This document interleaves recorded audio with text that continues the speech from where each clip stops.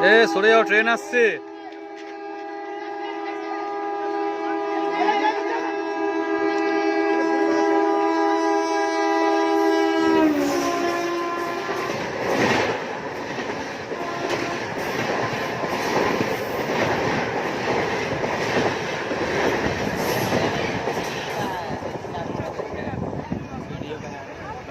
एक SLV family member के द्वारा ये वीडियो शेयर की गई और बोला सर इसके बारे में आप लोग क्या कहोगे। देश के किसी भी स्टेशन पर आप लोग चले जाओ, ये प्रॉब्लम देखने को मिलेगी कि स्टेशन से थोड़ी पहले ट्रेन रुकी, लोग उतरना स्टार्ट कर देते हैं और इसकी वजह से बहुत सारे लोगों इंजर्ड होते हैं, बहुत सारे लोगों की जान तक जाती है, यहाँ पर किसी के हाथ पैर टूटते हैं और ये समस्या बहुत बड़ी है देश के अंदर में, इग्नोर करने लायक नहीं है। तो अवेयरनेस फैलाने वाली बात है। अगर कहीं भी ऐसी सिचुएशन देखने को मिले तो रोको सामने वाले को और खुद भी कभी ऐसी हरकतें न करो।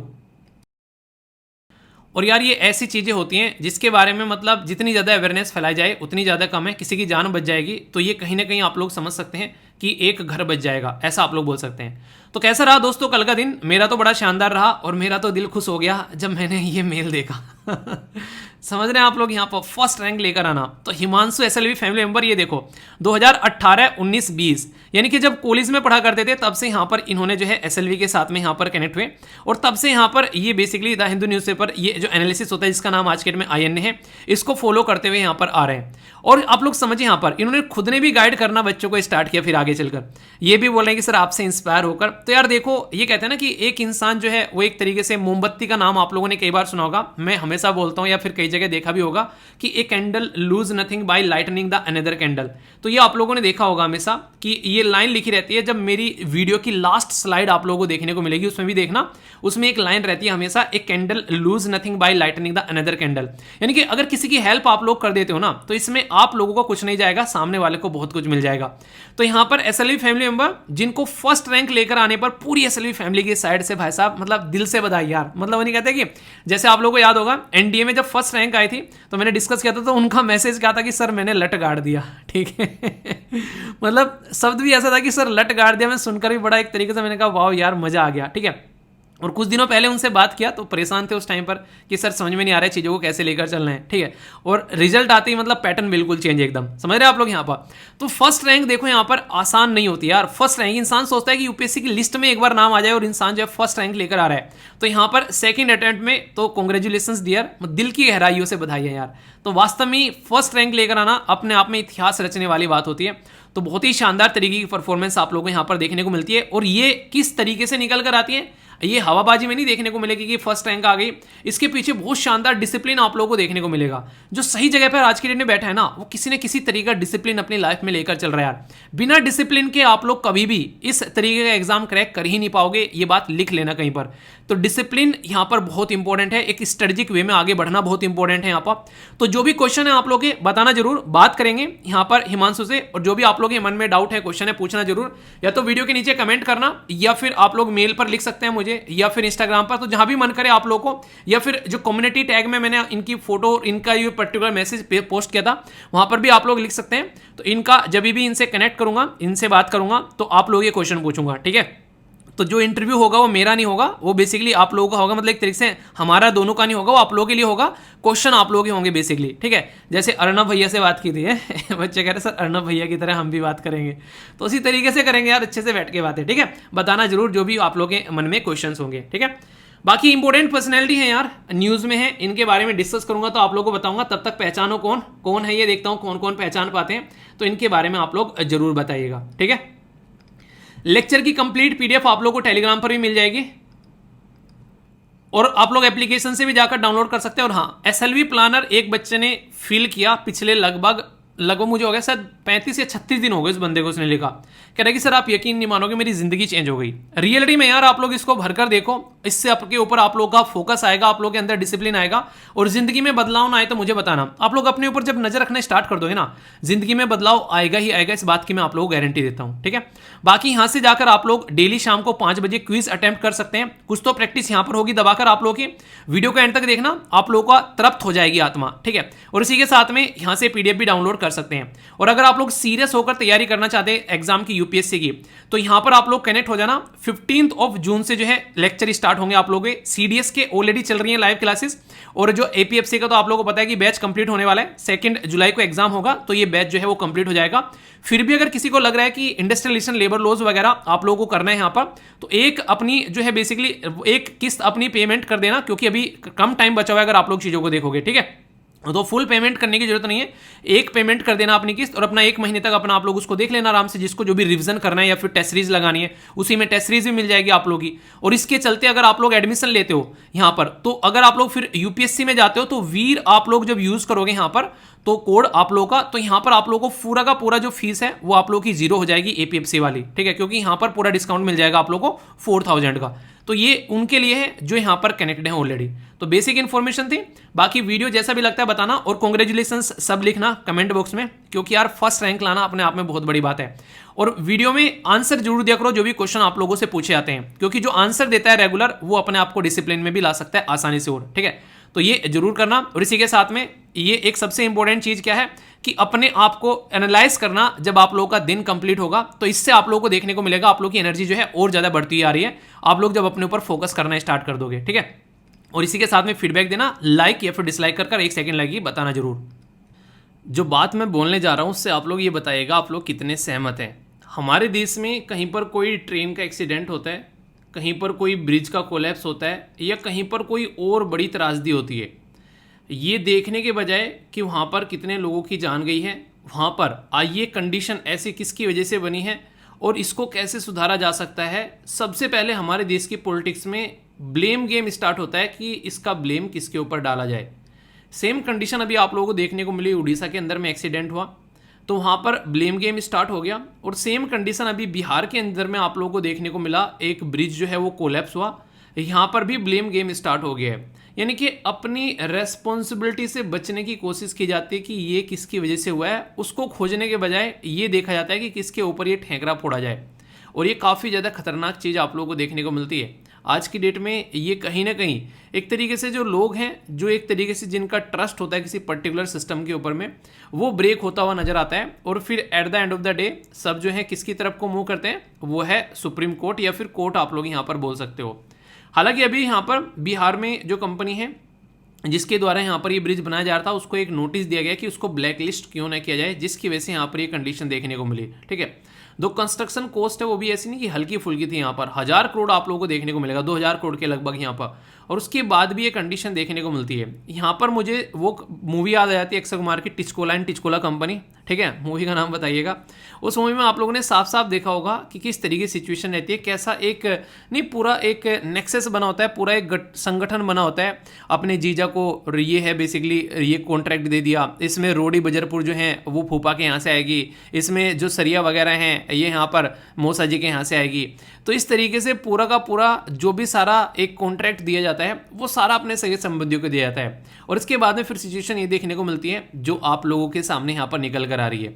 तो ये कहीं ना कहीं एक एथिकल इशू भी आप लोगों के लिए निकल कर आता है। जब यहाँ पर बात करते हैं एथिक्स के क्वेश्चन के बारे में बात करें अगर हम लोग पार्ट 4 के अंदर में, तो आप लोगों को ये कंडीशन यहाँ पर देखने को मिलेगी कि कितना लार्ज स्केल पर करप्शन यहाँ पर देखने को मिलता है, और एक तरीके से यहाँ पर नेपोटिज्म कितना देखने को मिलता है। यानी कि जो इंसान उस काम को सिस्टमेटिक वे में कर सकता था, उस इंसान को वो चीज़ न देकर एक ऐसे इंसान को दी जाती है जिसको हम लोग जानते हैं, जिसको हम लोग पहचानते हैं। तो ये कहीं ना कहीं आप लोग बोल सकते हैं कि इसका डायरेक्ट इम्पैक्ट जो है वो समाज के ऊपर पड़ता है, समाज के उन लोगों के ऊपर पड़ता है जो इन सर्विसेज के ऊपर डिपेंडेंट रहते हैं। तो पूरा इम्पैक्ट यहाँ पर एक तरीके से बोल सकते हैं ये करप्शन की वजह से सारा जो एक तरीके से टैक्स पेयर की मनी है वो भी यहाँ पर एक तरीके से भस्म हो जाती है, ऐसा आप लोग बोल सकते हैं।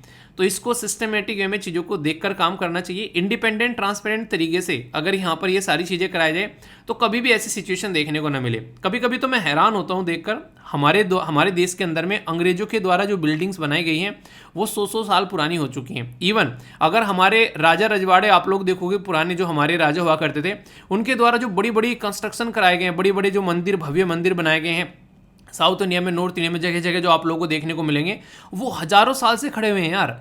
और यहाँ पर ये बनाकर निकलते नहीं है और अगले दिन जो है वो ढह जाते हैं। तो सोचो कितनी एक तरीके से सोचने वाली बात है यहाँ पर, ठीक है। मतलब अंग्रेजों की भी बड़ाई करने का मन करता है ऐसी जगह जहाँ पर ऐसी सिचुएशन देखने को मिलती है। हालांकि अंग्रेजों के सामने अगर बात करें, अंग्रेज भी नहीं टिक पाए, जो हमारे पुराने जो बेसिकली राजा रजवाड़े थे, जो वो भव्य भव्य इमारत बनाया करते थे। पर लेकिन यहाँ पर कंडीशन इतनी ज़्यादा खराब हो चुकी है जिसकी कुछ हद नहीं है आज की डेट में, जो देखने को मिलती है हर जगह।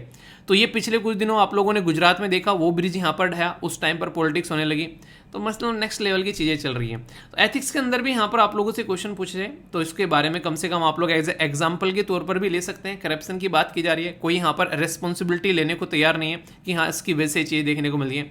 तो ये काफ़ी ज़्यादा ट्रेंड भी कर रहा था यहाँ पर, ये जो बेसिकली न्यूज़ आर्टिकल था, ठीक है। आप लोग ही क्या रहे हैं यहाँ पर, क्या होना चाहिए अगर बात की जाए आप लोगों से, अगर कोई पूछे तो यहाँ पर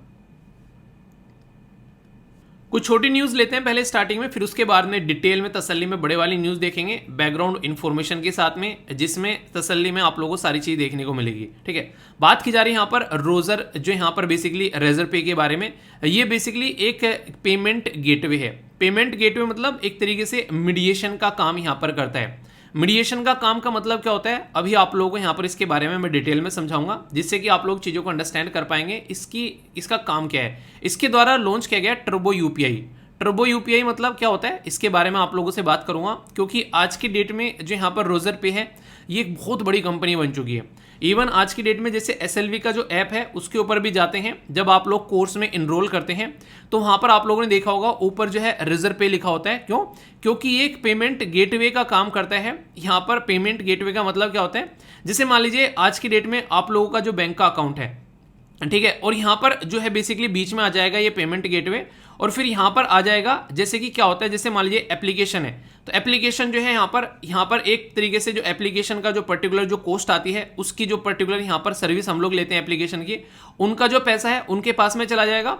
यहाँ पर बेसिकली टीचर्स की जो फी आप लोगों से ली जा रही है वो यहाँ पर एसएलवी के अकाउंट में आ जाएगी। तो ये जो पैसा आपके पास से आता है यहाँ पर, इसको दोनों जगह डिवाइड करने का काम करता है पेमेंट गेटवे, यानी कि दोनों का पैसा जो है वहां पर पहुंच जाए, यानी कि जो ऐप की सर्विस ली जा रही है वहां से ऐप का पैसा पहुंच जाए, और यहाँ पर जो बेसिकली एसएलवी के लिए जो है यहाँ पर ये एसएलवी के पास में आ जाए। तो ये जो डिवीजन का काम करता है बीच में, तो ये लगभग यहाँ पर 2% के करीब लेता है। 2% का यहाँ पर 1 पॉइंट मतलब समथिंग है, मुझे एग्जैक्ट याद नहीं आ रहा नंबर। तो ये यहाँ पर इसका पेमेंट गेटवे का काम होता है। तो अभी क्या होता है, अभी जब यूपीआई के थ्रू हम लोग पेमेंट करते हैं तो वो दूसरे ऐप पर ले जाता है पेमेंट करने के लिए। यूपीआई पर जाकर आप लोग पेमेंट करोगे, जैसे आप लोग पेमेंट करें ना तो यूपीआई पर चले गए, पेटीएम से पेमेंट करें तो पेटीएम खुल गया। अभी यहाँ पर वो थर्ड जो ऐप खुलता है, थर्ड पार्टी ऐप, वो खुलना बंद हो जाएगा। सारा का सारा सिस्टम जो है वहीं पर ही हो जाएगा कंप्लीट। इसी के अंदर में तीसरा ऐप नहीं खुलेगा कि वहां से जाकर आप लोग कंफर्म करना है। इससे फायदा क्या होता है, देखिए बहुत सारी ऐसे सिक्योरिटी थ्रेट रहते हैं, जब यहाँ पर ट्रांजिशन होता है ना, एक ऐप से दूसरे ऐप में जाता है, तो इसके बीच में कई बार गैप आ जाता है, और वो जो गैप आता है उस गैप के आने की वजह से कई बार जो रहता है वहां पर थ्रेट रहता है साइबर एक तरीके से, कि कोई ना कोई यहाँ पर हो सकता है अकाउंट में से पैसे इधर उधर कर दे। और बहुत सारे इंसिडेंट ऐसे देखने को मिलते हैं। वो बहुत ही कम सेकंड का काम होता है यहाँ पर, जो एक तरीके से जो एक से दूसरी जगह ट्रांजिशन करते हैं। उन्हें देखा आप लोगों ने एक कहावत सुनी होगी, सत्सैया के दोयरे जो नाविक के तीर देखन में छोटे, क्या बोल दिया सॉरी दूसरे वाला था, आप लोगों ने सुना होगा रहीमन धागा प्रेम का मत तोरे चटकाए, तोरे से फिर ना जुरे जुरे गांठ परी जाए। यानी कि जब धागा आप लोग तोड़ देते हो ना, तोड़ने के बाद में गांठ लग जाती है, तो आप लोगों ने देखा होगा वो फिर ऐसा धागा नहीं बन पाता है, ठीक है। तो सेम कंडीशन यहाँ पर है कि ट्रांजिशन हो रहा है एक जगह से दूसरी जगह पर। तो कोई भी चीज अगर आप लोग तोड़ के जोड़ोगे तो उसमें कुछ ना कुछ आप लोगों को देखने को मिलेगा, थोड़ा बहुत एक डिफेक्ट। तो यहाँ पर वो ट्रांजिशन का फायदा उठाते हैं कई बार सिक्योरिटी, जो एक तरीके सिक्योरिटी को एक हैक करने वाले जो रह रहते हैं, सिक्योरिटी चेन को ब्रेक करने वाले लोग। तो यहाँ पर मैक्सिमम कंपनी क्या कर रही है, अभी इस तरीके से काम कर रही है ताकि बाहर जाना ही ना पड़े, पेमेंट गेटवे के लिए उसी के अंदर सारा सिस्टम हो जाए। तो अलग अलग यूपीआई सिस्टम का इस्तेमाल कर ये चीजें करने की कोशिश की जा रही है, ठीक है। इसीलिए कई सारे बच्चे कहते हैं सर हमारा पेमेंट फेल हो गया, मतलब बहुत सारे पेमेंट फेल होते हैं यार। रीजन क्या है, जब यहाँ से निकलकर थर्ड ऐप पर जाते हैं ना आप लोग पेमेंट करने के लिए, तब ये दिक्कत देखने को मिलती है। मान लीजिए इंटरनेट बैंकिंग से पेमेंट करनी है तो एसबीआई की वेबसाइट पर आप लोगों को लेकर जाएगा, यूपीआई से पेमेंट करना है तो यूपीआई के उस पर ऐप पर लेकर जाएगा, पेटीएम से पेमेंट करना है तो पेटीएम के ऐप पर लेकर आप लोगों को जाएगा। इसकी वजह से मैक्सिमम पेमेंट जो होती है वो फेल होती है, ठीक है। कई बार ट्राई करने पे पेमेंट होती है, इसकी वजह से सिचुएशन निकल कर आती है, ठीक है। कई सारे बच्चे पूछ रहे हैं सर ये सिचुएशन क्यों क्रिएट होती है, तो यहाँ से ये क्रिएट होती है जो आप लोग यहाँ पर समझ पाएंगे, ठीक है। तो इसी के बारे में बात की जा रही है। तो याद रखिएगा, ये क्वेश्चन आप लोगों से पूछा जा सकता है कि किसके द्वारा यहाँ पर टर्बो यूपीआई जो सर्विस वो है वो स्टार्ट की जा रही है। इसका बहुत ही आसानी से पेमेंट यहाँ पर हो सकेगा। जो भी यहाँ पर इंसान सामान कुछ बेचना चाह रहा है, दुकान वाला भी या कोई भी, और जो भी खरीदना चाह रहा है जो कस्टमर, आसानी से यहाँ पर चीज़ें प्रोवाइड कराई जाएगी। ये कंपनी 2013 में स्टार्ट की गई थी और आज के दिन में बहुत बड़ी कंपनी हो चुकी है। मुझे लगता है कि 99% जो हमारे देश के अंदर में जो पेमेंट गेटवे इस्तेमाल किया जा रहा है वो रोजर पे ही आप लोगों को यहाँ पर देखने को मिलेगा। तो ये इसके बारे में बेसिक इन्फॉर्मेशन है, ठीक है, तो याद रखिएगा। और सबसे अच्छी बात क्या है इस कंपनी की, ये इंडियन कंपनी है यार, ठीक है, कोई बाहर की कंपनी नहीं है। तो जो भी यहाँ पर मान लीजिए जो परसेंटेज जा रहा है बीच में, तो वो अपने ही देश में रह रहा है, अपने ही जीडीपी में लग रहा है, अपने ही देश के लोगों को फायदा हो रहा है। तो ये एक अच्छी बात मुझे लगती है, ठीक है। मतलब जो भी सिस्टम हो यार, कैसा भी हो, अपना ही हो। मैं तो ये चाह रहा हूँ कि एक यूट्यूब जैसा कोई सिस्टम अगर अपने ही देश का बन जाए तो मजा आ जाए, क्योंकि आज की डेट में जो यूट्यूब की अर्निंग होती है उसमें लगभग 50% जो है वो यूएसए में जाती है। तो सोचो, मेहनत हम लोग कर रहे हैं, जो यहाँ पर हमारे देश के लोग इसको देख रहे हैं, हमारे देश के एडवर्टाइजर हैं, पैसा उठाकर वो ले जा रहे हैं। तो कुछ ऐसा सिस्टम क्रिएट किया जाए ताकि हमारे ही देश में चीज़ें क्रिएट हो जाए, तो देखो कितना मजा आएगा, ठीक है। यहाँ पर बात करते हैं रिजर्व बैंक ऑफ इंडिया के बारे में। आप लोगों को पता है 2000 का नोट जो है वो रिसेंटली अभी बंद किया गया। उसके पीछे एक रीजन ये भी दिया जा रहा है कि काउंटरफिट करेंसी काफी लार्ज स्केल पर देखने को मिली। मतलब फेक नोट। अभी एक मूवी आई शाहिद कपूर की, फर्जी जाली, क्या था मूवी का नाम जिसमें भाई साहब मतलब पैसे छाप रहे हैं, ठीक है। तो ये कंडीशन आप लोगों को देखने को मिलेगी और ये रियलिटी है समाज के अंदर में। आप लोग सोचो, अगर मान लीजिए किसी इंसान को एक 500 का नोट जो है बेसिकली बनाना है फर्जी, या किसी इंसान को 100 का नोट बनाना है फर्जी, या फिर 200 का नोट बनाना है, या फिर 2000 का नोट बनाना है फर्जी आप लोग ये बताओ कि कौन सा नोट फर्जी बनाने में इंसान को सबसे ज्यादा फायदा रहेगा। सीधी सीधी बात है यार, 2000 का नोट बनाओ एक बार में, सबसे ज्यादा फायदा रहेगा। तो अभी यही चीज देखने को मिली कि बहुत सारे ऐसे 2000 के नोट थे जो कि फेक नोट बनाए जा रहे थे। 500 के बहुत थे, 500 और 1000 डिनोमिनेशन की संख्या बढ़ती जा रही थी, क्योंकि 100 का बनाएंगे और 500 का बनाएंगे तो 5 गुना मेहनत यहाँ पर एक तरीके से करनी पड़ेगी, ठीक है। सीधा सीधा 500 का बनाओ, 100 का बनाने की है, और सीधा सीधा 2000 का बनाओ, कहानी खत्म होगी। तो फेक नोट जो डिनोमिनेशन, हायर डिनोमिनेशन, सोचो मार्केट में एक 2000 का फेक नोट आ गया तो ये ज्यादा इंपैक्ट डालेगा। फिर 100 रुपए का फेक नोट आ गया, फिर 1 रुपए का फेक नोट आ गया, वो ज्यादा इंपैक्ट डालेगा। यानी कि जितना बड़ा डिनोमिनेशन फेक नोट आएगा उतना ही इंसान की पॉकेट जो है उस पर इंपैक्ट पड़ता हुआ नजर आएगा। तो रिजर्व बैंक ऑफ इंडिया के द्वारा एक एनुअल रिपोर्ट प्रस्तुत की जाती है, तो उसमें बताया गया है कि रिसेंटली अभी काउंटरफिट करेंसी, जिसको आप लोग जाली या फिर फर्जी नोट बोलते हो, वो सर्कुलेशन में काफी ज्यादा बढ़ गए थे देश के अंदर में। और इसका नेगेटिव इंपैक्ट देखने को मिलता है कि सोचो अगर लोगों को ट्रस्ट उठ जाए देश की करेंसी के ऊपर से तो कैसा रहेगा। ये बिल्कुल ऐसे ही है, कोविड-19 के टाइम पर बहुत सारी दवाइयां मार्केट में आई, पर लोगों को ट्रस्ट नहीं था उनके ऊपर कि हाँ यार ये दवाइयां ली जाएं। तो दवाई होते होते भी लोग जो हैं वो मर रहे थे उस टाइम पर।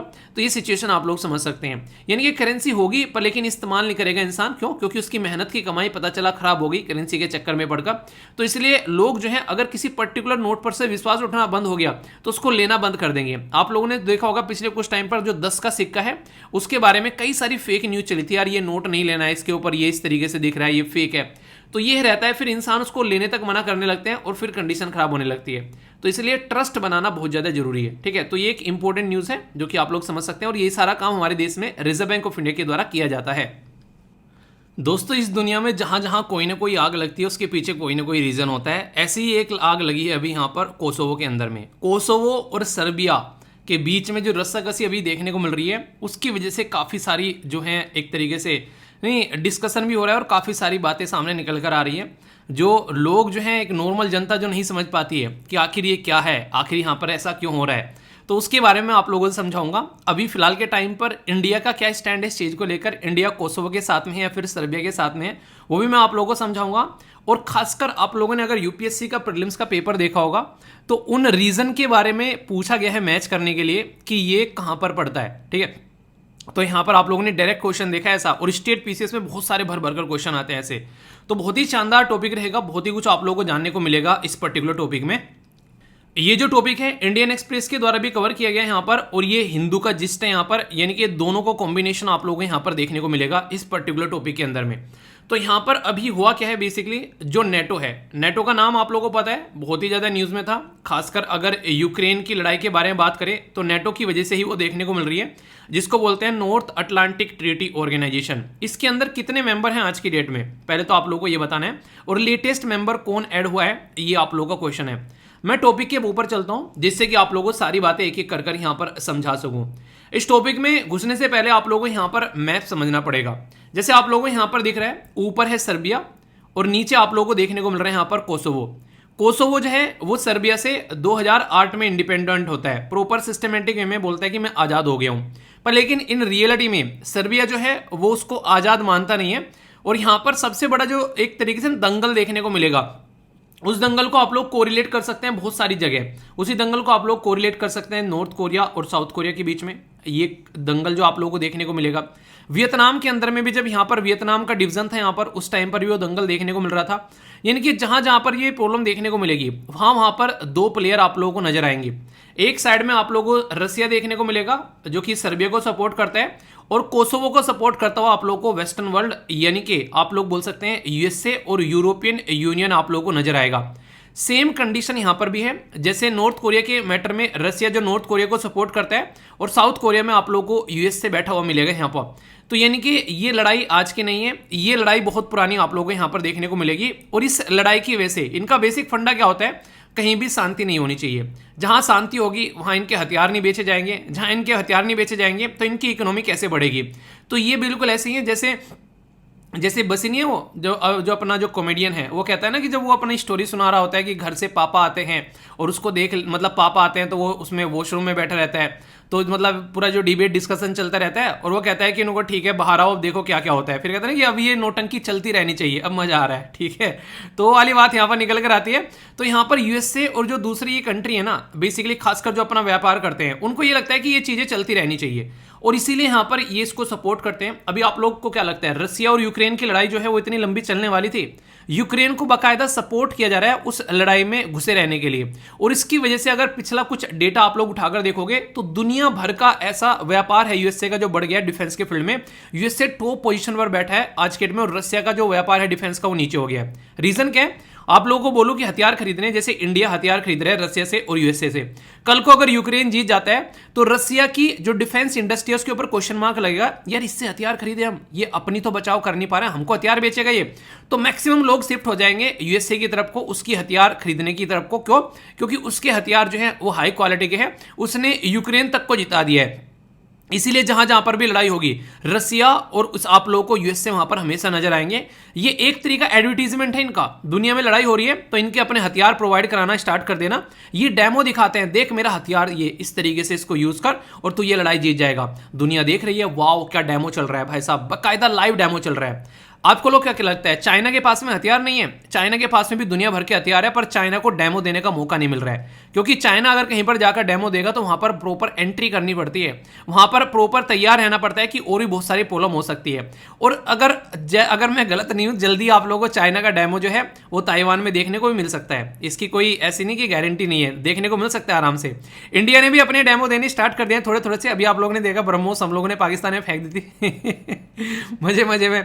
ऐसा नहीं है, बेसिकली वो तो कोई गड़बड़ हो गई थी, पर लेकिन रियलिटी में देखो तो पैलेस्तीन और दूसरे देश को हम लोग अपने हथियार दे रहे हैं। कहीं ना कहीं आने वाले टाइम में हो सकता है हमारे देश के हथियारों का भी डेमो आप लोगों को मिलता हुआ यहां पर नजर आए। तो ये पूरा एक खेल चलता है, इसको ढंग से समझने के लिए उसके अंदर आप लोगों को उतरना पड़ेगा। अभी 29 में क्या हुआ यहाँ पर, बेसिकली कई सारे लोग जो हैं उनको एक क्लैश हुआ वहां पर, बेसिकली जो नेटो लेड कोसोवो के अंदर जो फोर्स है, यानी कि नेटो सपोर्ट करते हैं यहाँ पर इसको। तो इसके तहत यहाँ पर जो पर्टिकुलर प्रोटेस्ट हुआ, प्रोटेस्ट में कई सारे जो है नेटो के लोग भी एक तरीके से ना इंजर्ड हो गए और पीस कीपिंग फोर्स के भी लोग यहाँ पर बेसिकली आप लोगों को इंजर्ड होते हुए नजर आए। तो उसकी वजह से यहाँ पर ये प्रॉब्लम देखने को मिली। और कोसोवो जो है अभी रिसेंटली ताजा आजाद हुआ है, इसको सर्बिया जो है वो आजाद मानता भी नहीं है। और सर्बिया तो छोड़ो, इसको इंडिया भी आजाद नहीं मानता है। आप लोग बोलोगे हम क्यों आजाद नहीं मानते हैं, रीजन बताता हूं। सबसे पहले तो कोसोवो की कोई डिफाइंड टेरिटरी नहीं है। वो नहीं कहते कि जैसे आप लोग बोलते हैं कि ये ग्रह को ग्रह तब मानेंगे जब ये अपना एक आकार सिद्ध कर दे, उसके अंदर इतना ग्रेविटेशनल फोर्स होना चाहिए कि वो अपने आकार को सेट कर दे, ठीक है। इसीलिए ग्रह को ग्रह की डेफिनेशन जब बोलते हैं तो ये उसके अंदर में एक पर्टिकुलर पॉइंट रखा गया कि वो कम से कम अपने आकार को तो फिक्स कर ले, तभी तो ग्रह बोलेंगे। अब टेरिटरी डिफाइन नहीं है, कभी बोलते हैं ये एरिया मेरा है, कभी बोलते हैं ये एरिया मेरा है। तो इंडिया जो है वो यहां पर बोलता है कि टेरिटरी डिफाइन नहीं है। देखो आप लोग कुछ चीज मानते नहीं हो, ठीक है, आप लोग बोलो कि हम लोग लोग इस धर्म में मानते हैं, इस धर्म में नहीं मानते हैं। तो कोई बोलेगा क्यों नहीं मानते हो यार? इसलिए नहीं मानते हैं, इस पॉलिटिकल पार्टी के साथ में, इस पॉलिटिकल पार्टी के साथ में नहीं है। क्यों नहीं है यार? इसलिए नहीं है।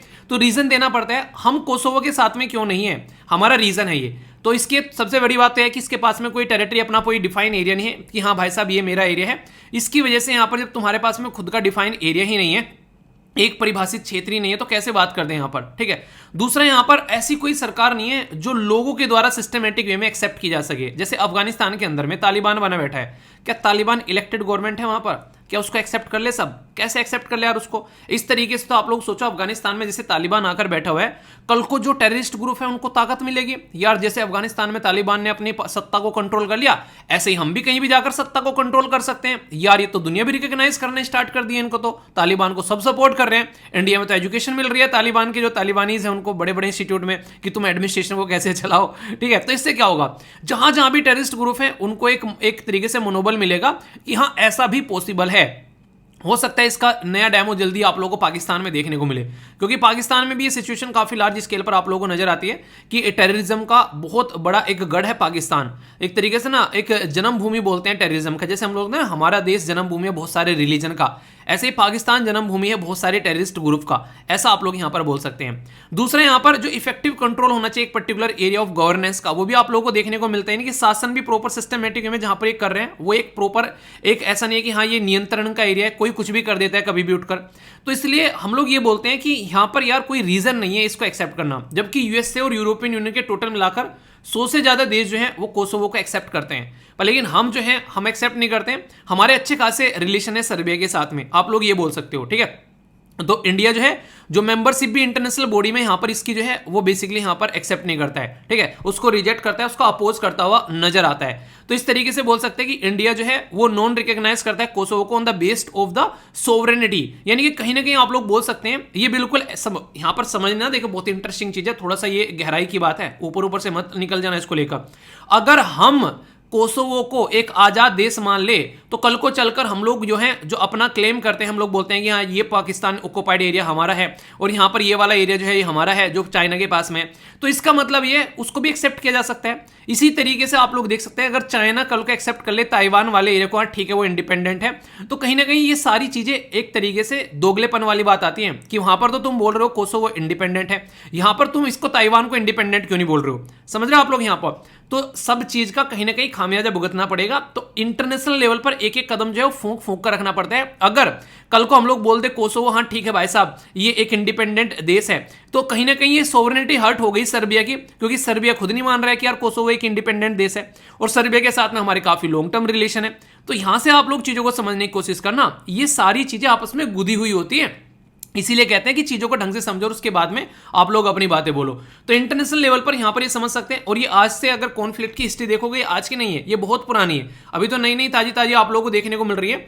पुराने टाइम से यहां पर ये चीजें चली हुई आ रही है, बहुत पुराने टाइम से, even world war first, world war second तक यहां पर पहले ये एक तरीके से ना, पहले कोई देश पर्टिकुलर होता है सर्बिया के अंडर में, फिर यहां पर आता है पर्टिकुलर जो एक पर्टिकुलर जो एरिया आता है यहां पर ओटोमन एम्पायर, वो अपने एरिया में, वो अपने कंट्रोल में इसको लेने की कोशिश करता है। पर इन रियलिटी में जो सर्बिया से कोसोवो बाहर निकला वो है 2008 में, जब इसने अपनी इंडिपेंडेंस ली यहां पर, ठीक है। पर लेकिन सबसे ज्यादा खतरनाक चीज क्या यहां पर बन जाती है कि रसिया आकर खड़ा हो गया, वरना ये सर्बिया को सारे दबा लेते। जहां जहां रसिया आकर खड़ा हो गया, फिर समझो कि अब ये कॉन्फ्लिक्ट जो है वो रुकने वाला है ही नहीं है, क्योंकि वेस्टर्न वर्ल्ड अपनी चलाएगा और रसिया यहां पर अपने हिसाब से चलेगा। आप लोगों को यकीन नहीं होगा, अगर रसिया आज की डेट में हम लोग को उस लेवल पर सपोर्ट न करता, तो जब ये 1971 की वॉर थी ना, उस टाइम पर ये सारे हमारे ऊपर चढ़ गए थे आकर। यूएसए का हथियारों से भरा हुआ जहाज जो था वो इंडियन ओशन के अंदर एंट्री कर रहा था, वो तो रसिया के साथ में फ्रेंडशिप ट्रीटी साइन हुई हमारी, और उस टाइम पर जाकर जो सिचुएशन संभल गई, वरना आज की डेट में नक्शा कुछ और ही होता, पाकिस्तान का भी और इंडिया का भी, आप लोग ये बोल सकते हो। तो खतरनाक लेवल की पॉलिटिक्स होती है वैसा इंटरनेशनल लेवल की, इसलिए यहां पर एक बहुत ही सूझबूझ के साथ में काम करना पड़ता है, और जिसमें जयशंकर साहब जो हैं मुझे लगता है बखूबी अपना रोल प्ले कर रहे हैं। आप लोग ही क्या राय है इसके बारे में, आप लोग जरूर बताइएगा, ठीक है। और एक क्वेश्चन है आप लोगों के सामने, जैसे अगर आप लोगों से पूछ भी लिया जाए, बोला जा रहा है कि विच ऑफ द फॉलोइंग, जो बाल्कन्स कंट्री है, do not have the coastal line, यानी कि आप लोगों से क्वेश्चन पूछा जा सकता है कि किसकी प्रॉपर एक सिस्टमैटिक कोस्टल लाइन नहीं है। तो यहां पर आप लोगों को देखने को मिलेगा बुल्गारिया हो गया, नेक्स्ट यहाँ पर स्लोवेनिया हो गया, नेक्स्ट अल्बेनिया हो गया, और नेक्स्ट हो गया यहाँ पर सर्बिया। तो सर्बिया आप लोगों को यहाँ पर देखने को मिलेगा, ठीक है, क्योंकि अभी देख रहे हैं आप लोग कोसोवो को लेकर कैसे किस तरीके से आप लोग देखेंगे वहां पर भी डिफाइन नहीं, इंडिया खुद उसको रिजेक्ट कर रहा है, ठीक है। तो इस तरीके से आप लोग यहाँ पर समझ सकते हैं। नेक्स्ट यहाँ पर जो बाल्कन कंट्री है, जैसे सर्बिया हो गया, मोल्डोव हो गया, इसी के साथ में रोमानिया हो गया, पोलैंड हो गया, तो कौन सी यहाँ पर बाल्कन कंट्री है ये बोला गया यहाँ पर, ठीक है। तो 1 2 3 2 3 4 1 3 4 या फिर ऑल ऑफ द अबव। तो आंसर क्या है? आंसर है ए यहाँ पर, यानी कि सर्बिया, मोल्डोव और रोमानिया, ये आप लोग को बाल्कन कंट्री देखने को मिलेगी।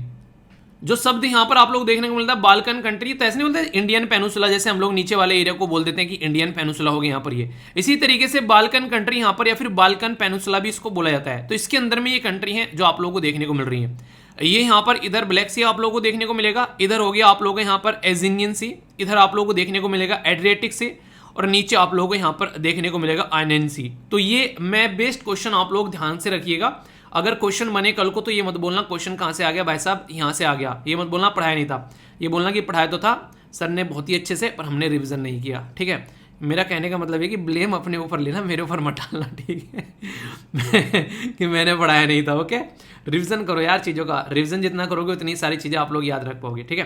तो ये था पर्टिकुलर आर्टिकल, आगे भी न्यूज़ में आप लोगों को देखने को मिल सकता है, इसलिए माइंड में बिल्कुल क्लैरिटी रखिएगा इसके बारे में, ठीक है। दोस्तों हिस्ट्री एक ऐसा पोर्शन है, अगर आप लोग यहाँ पर उसको अपनी ज़िंदगी में अच्छे से अंडरस्टैंड करना चाहते हो तो आप लोगों को हिस्ट्री को जीना पड़ेगा। आप लोग बोलोगे सर कैसी बातें कर रहे हो, हिस्ट्री को कैसे जिया जाए? अपने आप को उस पर्टिकुलर चीज़ का पार्ट बना दो। एक बच्चा कह रहा है कि सर हिस्ट्री कैसे याद रखें? आप लोग जिस भी टाइम पीरियड के बारे में पढ़ रहे हो ना, उसमें से कोई एक फेमस कैरेक्टर उठा लो और एक फेवरेट कैरेक्टर उठा लो जो भी आप लोगों को लगे, और उसको सोचो कि आप लोगों को कैरेक्टर हो। फिर देखना चीज़ें जो हैं आप लोगों को बड़े ही शानदार तरीके से समझ में आनी हुई स्टार्ट हो जाएंगी। इंपॉर्टेंट आर्टिकल है पूरा, आज एक चैप्टर आप लोगों का कवर होने वाला है स्पेक्ट्रम का। बहुत ही तसल्ली में आप लोगों को ये डिटेल में आर्टिकल पढ़ाऊंगा। जब स्पेक्ट्रम आप लोग जाकर खोलोगे तो आप लोग कुछ ऐसा नहीं लगेगा कुछ नया है, मैक्सिमम चीज़ें आप लोग की कवर हो जाएगी, मतलब जिसने पढ़ रखा होगा उसका रिविजन हो जाएगा, ठीक है। तो बात करेंगे 1857 की क्रांति के बारे में। दोस्तों ये जो पर्टिकुलर टॉपिक है इसको जीएस पेपर 1 में जो हिस्ट्री वाला सेक्शन है उसके साथ में आप लोग इसको कनेक्ट कर सकते हैं। अगर मैं आप लोगों को यहाँ पर बोलूँ कि हिस्ट्री जो है वो बड़ा ही इंटरेस्टिंग सब्जेक्ट है तो कई सारे बोलेंगे कि क्या बात कर दी सर, इससे ज़्यादा बोरिंग सब्जेक्ट कोई है ही नहीं है। किस किस को हिस्ट्री रियलिटी में बोरिंग लगती है? आप लोगों को हिस्ट्री अगर बोरिंग लगती है तो उसके पीछे ओनली ये रीज़न होगा कि आप लोग डेट्स, फैक्ट्स एंड फिगर पर फोकस देते हैं। अगर आप लोग उस टाइम के जो ड्यूरेशन की सिचुएशन को देखोगे तो कभी भी आप लोगों को हिस्ट्री बोरिंग नहीं लगेगी। चलो पूछ लेता हूँ, RRR मूवी किसने देखी है? बताओ, क्या वो बोरिंग लगी आप लोगों को? पूरी की पूरी हिस्ट्री बेस्ड मूवी थी वो। अगर आप लोगों को बोरिंग लगी है तो फिर हिस्ट्री बोरिंग है। देखो अगर आप लोग अपने कैरेक्टर अपने दिमाग में क्रिएट कर लोगे, उसके साथ में कनेक्ट हो जाओगे तो कभी भी आप लोगों को हिस्ट्री जो है वो बोरिंग नहीं लगेगी। ओके, बात करते हैं अगर यहाँ पर हम लोग बात करें म्यूटिनी मेमोरियल के बारे में, यानी कि अगर बात करें यहाँ पर एक पर्टिकुलर मेमोरियल बनाया गया दिल्ली के अंदर में 1863 में। 1863 में यानी कि 1857 की क्रांति के बाद में अंग्रेजों ने एक ऐसा एक पर्टिकुलर एरिया बनाया जिसमें उनके द्वारा सम्मानित किया गया, एक तरीके से विद्रोह स्मारक भी इसको बोलते हैं, एक तरीके से उनको सम्मानित किया गया जिन्होंने अंग्रेजों को सपोर्ट किया था उस पर्टिकुलर लड़ाई के अंदर में। यानी कि अंग्रेजों ने बनवाया उन लोगों को अप्रिशिएट करने के लिए कि भाई साहब हम लड़े जो इंडियन से, तो तुमने हमारा सपोर्ट किया तो इसलिए हम तुमको अप्रिशिएट करते हैं। पर लेकिन जैसे ही हमारा देश आज़ाद हुआ 1947 में, 1947 में, उसका पैटर्न जो है वो उल्टा कर दिया गया। 25 साल बाद आज़ादी के क्या कर दिया गया, ये उनको डेडिकेटेड कर दिया गया कि जिन लोगों ने पर्टिकुलर आज़ादी के ड्यूरेशन में अंग्रेजों के खिलाफ लड़कर अपनी जान गंवाई है, तो यहाँ पर उसके लिए इसको डेडिकेटेड कर दिया गया। और रियलिटी में ये जो किया गया यही था जो रियलिटी में होना चाहिए था, क्योंकि अंग्रेज जो थे वो हमारे ऊपर रूल करने आए हुए थे, हमको जो है सप्रेस करने आए हुए थे, हमारा जो है रॉ मटेरियल लूटने आए हुए थे। वो किसी भी तरीके से हमारे चहीते नहीं थे, हमको किसी भी तरीके से वो अच्छा देखना नहीं चाहते थे। उन्होंने हमारा माइंड इतने एक तरीके ना इतने सातिर तरीके से जो है वो वॉश किया। ऐसी सी बातें बोला करते थे कि हमको ऊपर वाले ने भेजा है आप लोगों को सही करने के लिए, यानी कि आप लोगों की ज़िंदगी सुधारने के लिए। हम भगवान के बंदे हैं, ऊपर वाले के बंदे हैं, गोड़ के दूत हैं हम लोग। मतलब कुछ शब्द याद आ गया, मैं गोड़ के दूध क्या ही बोलूँ। मुझे कई बार हो जाती है, जोक याद आ जाता है तो कई बार ऐसे ऐसे शब्द याद आ जाते हैं कि मैं कई बार अपने आप को रोकता हूँ। ठीक है, चलिए, अच्छा नहीं लगेगा बोलना यहाँ पे गोड़ के दूध नहीं, पता नहीं क्या हो तुम। चलिए, हमारे, छोड़ो छोड़ो, बात करते हैं 1857 की क्रांति के बारे में। ठीक है, 1857 की क्रांति जो है, ये मत सोचना कि क्या बोलने वाला था, कुछ अच्छी चीज़ नहीं थी इसलिए मैंने रोक लिया, क्योंकि बहुत सारे फैमिली वाले भी देख रहे हैं, बहुत सारे बच्चे भी हैं, बहुत सारे बुजुर्ग भी हैं, तो होता है ना कई बार गुस्सा आता है कुछ चीज़ें सुन के, तो मैं फील करने लगता हूँ। हिस्ट्री मैंने जब पहली बार मैंने एनसीईआरटी पढ़ी थी, मैंने बैठ के, मॉडर्न हिस्ट्री थी, एनसीईआरटी थी 8वीं की, जब मैंने पहली बार पढ़ी थी मैं उसको लग के, मतलब एक बार में मैंने निपटाई थी। पहली एक किताब थी जो मैं आज तक इस स्टार्टिंग से लेके एंड तक पढ़ा था। मैंने कहा आज तो देश को आज़ाद करा के ही सोएंगे तो वो वाली फीलिंग आती है जब चीज़ें कि मैंने कहा यार आज के टाइम में हम लोग आज़ादी की सांस ले रहे हैं, तो उन लोगों के बारे में सोचो जिन्होंने अपनी जान गंवाई थी। 1857 की जो क्रांति है ये अपने ही आप में काफ़ी एक ऐसा विद्रोह था उस टाइम पर, जब सारी तरफ से अंग्रेजों ने हमारे देश को जकड़ रखा था। तो उस टाइम पर फिर भी एक तरीके से ट्राई किया गया, हालांकि ये अनसक्सेसफुल रहा, पर किसी भी तरीके से ये नहीं बोल सकते कि भाई साहब ये बिल्कुल भी किसी भी काम का नहीं था, यानी कि ये होना नहीं चाहिए था, क्योंकि इसने जो इम्पैक्ट डाला ना अंग्रेजों के ऊपर, वो एक नेक्स्ट लेवल का था। वो इम्पैक्ट क्या था, मैं आप लोगों को अगर बताना चाहूँ कुछ शब्दों में तो आप लोग यहाँ पर अंडरस्टैंड कर पाएंगे, इससे आप लोगों को टॉपिक और ज़्यादा मजा आएगा पढ़ने में। पहले इम्पैक्ट बताता हूँ, मतलब 1857 की क्रांति को इतना खतरनाक क्यों बोला जाता है। आप लोग इसको ऐसे समझ सकते हैं कि जो 1857 की क्रांति थी, उस टाइम पर जब अंग्रेजों को लगा कि भाई साहब तुम तो गए, उनकी गद्दियां हिल गई, तो उन्होंने बहुत सारे चेंज जो है वो अपने सिस्टम के अंदर में कर डाले, वरना उसको वो करने के लिए तैयारी नहीं थी। सबसे पहले यहाँ पर एक ईस्ट इंडिया कंपनी रूल करती थी, यानी कि एक ऐसी कंपनी थी जो रूल करती थी, उसको मार पीट कर भगाया गया, और यहाँ पर जो पूरा का पूरा साम्राज्य है वो ब्रिटिश की गवर्नमेंट ने अपने कंट्रोल में ले लिया। आप लोग खुद सोचो, आप लोगों को, जैसे मैं बोलता हूँ कि आप लोगों को आज के दिन में अपनी सिटी में से निकलकर दूसरी सिटी में जाना है, तो आप लोगों को नहीं सहमने लगता है इंसान कि यार पता नहीं नई सिटी में क्या होगा, कैसे लोग होंगे, वहाँ पे रहना भी है, इस तरीके से आप लोगों को लगता है। यहाँ पर एक कंपनी ने आकर पूरा देश कंट्रोल कर लिया। ये सोचो आप लोग एक मिनट को, कितनी खतरनाक चीज़ थी, यानी कि एक कंपनी आई खतरनाक और उसने देश को कंट्रोल कर लिया। कंपनी ने, जहाँ लोग जो है रोते हैं दूसरे देश में जाने से भी, यहाँ पर पूरी कंपनी देश को पकड़ के बैठ गई। तो ये सिचुएशन आप लोग समझिए यहाँ पर। तो यहाँ पर ये कंपनी ने चलाया 1857 तक। 1858 में गवर्नमेंट ऑफ इंडिया एक्ट आया, और यहाँ पर इनके हाथ में से ये छीन के पर्टिकुलर जो रूल है ये सीधा सीधा जो है गवर्नमेंट ने अपने हाथ में ले लिया, यानी कि ब्रिटेन की गवर्नमेंट के हाथ में अब ये रूल आ गया, यानी कि ब्रिटेन क्राउन जो राजा थे वो इसको देख रेख करने लगे। इसी के साथ में एडमिनिस्ट्रेशन में भी कई सारे चेंज हुए, जैसे कि इससे पहले गवर्नर जनरल जो है वो ऑफिस बोला करते थे, गवर्नर जनरल के ऑफिस को रिप्लेस करके ये वॉइसराय का ऑफिस यहाँ पर इनके द्वारा बना दिया गया, यानी कि गवर्नर जनरल था पहले, अब यहाँ पर उसको वॉइसराय है बोलने लगे, इसका नाम चेंज कर दिया। हालांकि चमड़ी वही थी, खून वही था, मांस वही था, सारे वही थे, हरकतें वही थी, ठीक है, बस नाम चेंज हुआ है। इसी के साथ में यहाँ पर जो सबसे इंपॉर्टेंट थी, जिसकी वजह से यहाँ पर हरकतें देखने को मिली थी, वो थी doctrine of lapse. Doctrine of lapse क्या था, डलहौजी भाई साहब एक नीति लेकर आए थे। उस नीति में जो राजा रजवाड़ों के पास में खुद का बच्चा नहीं था, उन्होंने कोई बच्चा अडेप्ट कर रखा था, गोद ले रखा था, या फिर अपना खुद का बच्चा पैदा नहीं कर पाए थे, उनके सबके जो एरिया थे वो अपने कंट्रोल में लेने स्टार्ट कर दिए डलहौजी में।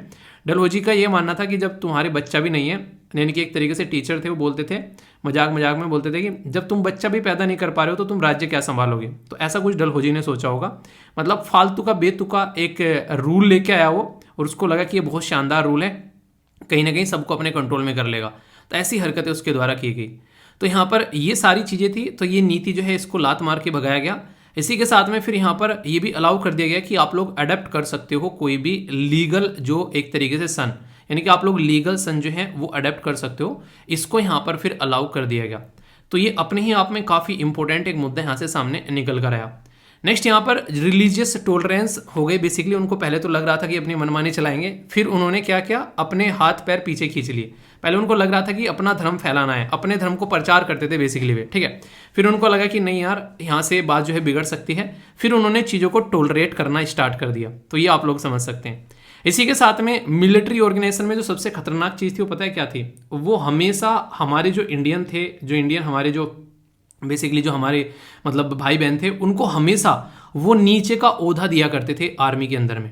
उनके हाथ में हथियार नहीं दिया करते थे, यानी कि पता चला कल को हम पे ही उल्टा गोलियां बरसाने लगे। ठीक है, आरआर मूवी में आप लोगों ने वो चीज़ें देखी भी होंगी। जब तक उनका कोई फुल लॉयल ना हो जाए तब तक वो है किसी के हाथ में हथियार नहीं देते थे। इसी के साथ में यहाँ पर उनका प्रमोशन वगैरह भी नहीं होता था, उनको डी ग्रेड की कैटेगरी की तरीके से वो ट्रीट किया करते थे। तो ये सारी ऐसी हरकतें उनकी देखने को मिला करती थी। तो इस सारी हरकतों को ध्यान में रखते हुए यहाँ पर बहुत ही बुरी कंडीशन से उनको ट्रीट करते थे। तो कहीं ना कहीं ये सारी चीज़ें होने के बाद में जो ब्रिटिश और इंडियन ऑफिसर हैं, मतलब एक तरीके से ब्रिटिश ऑफिसेज जो हुआ करते थे उनमें भी इंडियन ऑफिसर काफ़ी कम हुआ करते थे। तो यहाँ पर कुछ चेंज किए गए, यानी कि जो ब्रिटिश ऑफिस में इंडियन ऑफिसर हैं उनको थोड़ा बढ़ाया गया, सैलरी भी जो थोड़ी बहुत इंप्रूव की गई, पर लेकिन अभी भी हथियार जो हैं वो इंडियन सोल्जर के हाथ में नहीं थमाए गए। यानी कि एक तरीके से ना जो हथियारों का जो जत्था होता है वो अभी भी अंग्रेजों के हाथ में ही यहाँ पर रहा। ठीक है, तो ये आप लोग यहाँ पर समझ सकते हैं। तो ये इम्पैक्ट आप लोगों को यहाँ पर देखने को मिले, यानी कहने का मतलब ये कि चीज़ें हिली तो, पर लेकिन इतनी नहीं हिली कि वो एक तरीके से सुधर जाएं, ऐसा आप लोग यहाँ पर बोल सकते हैं। कई सारे बोलते हैं कि यार ये हुआ क्यों, इसके पीछे रीज़न क्या था, आखिर ये जो रिवोल्ट हुआ, आखिर ये रिवोल्ट हुआ ही क्यों, और हुआ तो फेल क्यों हुआ। तो दोनों ही तरीके से चीज़ें मैं आप लोगों को बताता हूँ। पहले तो आप लोगों को यहाँ पर ये चीज़ें समझनी होगी कि ये रिवोल्ट जो है हुआ क्यों। इसमें कोई एक पर्टिकुलर रीज़न नहीं था कि कोई एक पर्टिकुलर रीज़न मैं बता दूं कि इसकी वजह से हुआ। कहाँ पर हुआ ये पर्टिकुलर रिवोल्ट, अगर आप लोग देखोगे तो आप लोगों को देखने को मिलेगा ये पर्टिकुलर रिवोल्ट जो था मेनली तो आप लोग को उत्तर प्रदेश वाले रीजन में, कुछ पोर्शन आप लोगों को राजस्थान का, ये यहाँ से आप लोग देखते हैं जो बेसिकली पर्टिकुलर जो रीजन में आप लोगों को यहाँ पर दिखा रहा हूँ, ये इस रीजन में ये पूरा रिवोल्ट जो है वो फैला था। जो नॉर्मली रिवोल्ट का जो स्टार्टिंग बताया जाता है यहाँ पर वो आप लोगों को पता है कि मंगल पांडे साहब जो है बैरकपुर में, जो कि वेस्ट बंगाल के अंदर है 24 परगना, वहाँ पर उन्होंने कारतूस वगैरह जो है उनको यूज़ करने से मना कर दिया। क्यों? क्योंकि वो कारतूस जो थे वो गाय के और सुअर की चर्बी के बनाए जाते थे। इसकी वजह से यहाँ पर उनके द्वारा बोला गया कि इसको हम लोग नहीं खोलेंगे, इससे हमारी जो है धर्म भ्रष्ट होता है। तो ये चीज़ें यहाँ पर देखने को मिली। तो यहाँ पर चीज़ें जो है इस तरीके से स्टार्ट हुई कि लोगों को लगा कि यार ये हमारा धर्म भ्रष्ट कर रहे हैं, अपना प्रचार कर रहे हैं और हमारा भ्रष्ट कर रहे हैं। तो कहीं ना कहीं लोग जो है पहले से फ्रस्ट्रेट तो थे, पर लेकिन फ्रस्ट्रेशन जो है वो नेक्स्ट लेवल पर बढ़ना स्टार्ट हो गया। और उन्हीं कहते कि चीज़ें आराम आराम से बढ़ती है। तो कोई भी ऐसा नहीं था कि एक तरीके से एकदम जो है बम फूट गया। लोग जो है फ्रस्ट्रेट बहुत लंबे समय से चलते हुए आ रहे थे। पहले बहुत सारे रीज़न थे। अभी जैसे कि मैंने आप लोगों को बताया डॉक्ट्राइन ऑफ लैप्स जो था वो एक बहुत बड़ा रीज़न था यहाँ पर, जिसके चलते यहाँ पर ये सारी चीज़ें देखने को मिली कि राजा रजवाड़ों से जो है उनके एरिया छीने जा रहे थे। जैसे सतारा हो गया, नागपुर हो गया, झांसी हो गया, इसी के साथ में जैतपुर हो गया, संबलपुर हो गया, उदयपुर हो गया, अवध हो गया। ये सारे के सारे एरिया आप लोगों को यहाँ देखने को मिलेंगे। ये सारे के सारे एरिया जो थे यहाँ पर इनसे इनके राज्य छीन ले गए। क्यों? क्योंकि इनके पास में खुद का बच्चा नहीं था। तो ये चीज़ें आप लोगों को यहाँ पर देखने को मिली। पॉइंट नंबर 1 तो ये था कि इनसे राज्य छीन ले गए, पॉलिटिकल कोज अगर आप लोगों से कोई पूछे। दूसरा जो सबसे बड़ी बात है यहाँ पर आप लोगों को देखने को मिलेगा, रिलीजियस कोज भी यहाँ पर निकल कर आया, जो कि कारतूस वगैरह जो यूज करने वाली बात बताई मैंने आप लोगों को। ठीक है, तो उसकी वजह से भी और अपने को प्रमोट कर रहे थे, दूसरे को जो है उसको डिग्रेड कर रहे थे। तो हिंदू जो है कहीं ना कहीं इससे अलग फील कर रहे थे और दूसरे भी जो धर्म थे उनको भी लग रहा था कि यार ये सही लोग नहीं है। इसी के साथ में और कई सारे रीजन थे, जैसे कि बहुत ही तकड़ा टैक्स लगाया करते थे। ठीक है, हैवी टैक्स लगाया करते थे जो हमारे जो पीजेंट थे, यानी कि खेतों में काम करने वाले, इसी के साथ में जो जमींदार वगैरह थे यहाँ पर। ठीक है, तो उनके ऊपर काफ़ी तकड़ा टैक्स लगाते थे और कलेक्ट किया करते थे रेवेन्यू। तो इस तरीके से यहाँ पर आप लोगों को देखने को मिलेगा बहुत सारे सिस्टम भी इनके द्वारा टाइम टू टाइम लेकर आए गए। इनकी वजह से हमारी जो हथकरघा इंडस्ट्री थी, यानी कि जो भी हमारे जो लोग थे जो अपना काम किया करते थे, वो सारी की सारी हथकरघा इंडस्ट्री जो है वो बर्बाद हो गई। क्योंकि जब उसके ऊपर टैक्स लगा देंगे बहुत ज़्यादा तो फिर वो सामान कोई नहीं खरीदेगा। बाहर से बना बनाया सामान लेकर हमारे देश में आया करते थे और उसको हमारे देश में लाकर ये बेचा करते थे। तो जो सामान ये हमारे देश में बेचा करते थे ना, उसको बहुत ही सस्ता बेसिकली हो गया, मशीन से बना रखा है। तो यहाँ पर हमारे जो लोग थे जो इस एरिया में काम किया करते थे, सोचो उनकी जॉब जो है वो ख़त्म होने लगी और इसकी वजह से उनको वो काम छोड़कर उनको कहीं ना कहीं मजदूरी के काम करने पड़ गए। सोचो एक इंसान है वो हथकरघा में बहुत अच्छा काम करता है, साड़ियाँ वगैरह सोल वगैरह बनाते हैं, पर लेकिन उसकी साड़ियाँ सोल वगैरह कोई खरीद ही नहीं रहा है। तो कंडीशन क्या होगी? कंडीशन ये होगी कि वो इंसान जो है आगे चलकर बड़ी बुरी सिचुएशन में रहेगा और उसकी वो सिचुएशन की वजह से यहाँ पर कहीं ना कहीं आप लोग ये बोल सकते हैं कि उस इंसान की ज़िंदगी जो है वो एकदम बर्बाद हो जाएगी। उसको वो काम करना पड़ेगा जिसमें ना तो वो स्किल्ड है और ना ही उसमें कोई उसको ज़्यादा पैसा मिलने वाला है। तो पेट पालने के लिए घर का ये उनके द्वारा काम यहाँ पर करना स्टार्ट किया गया।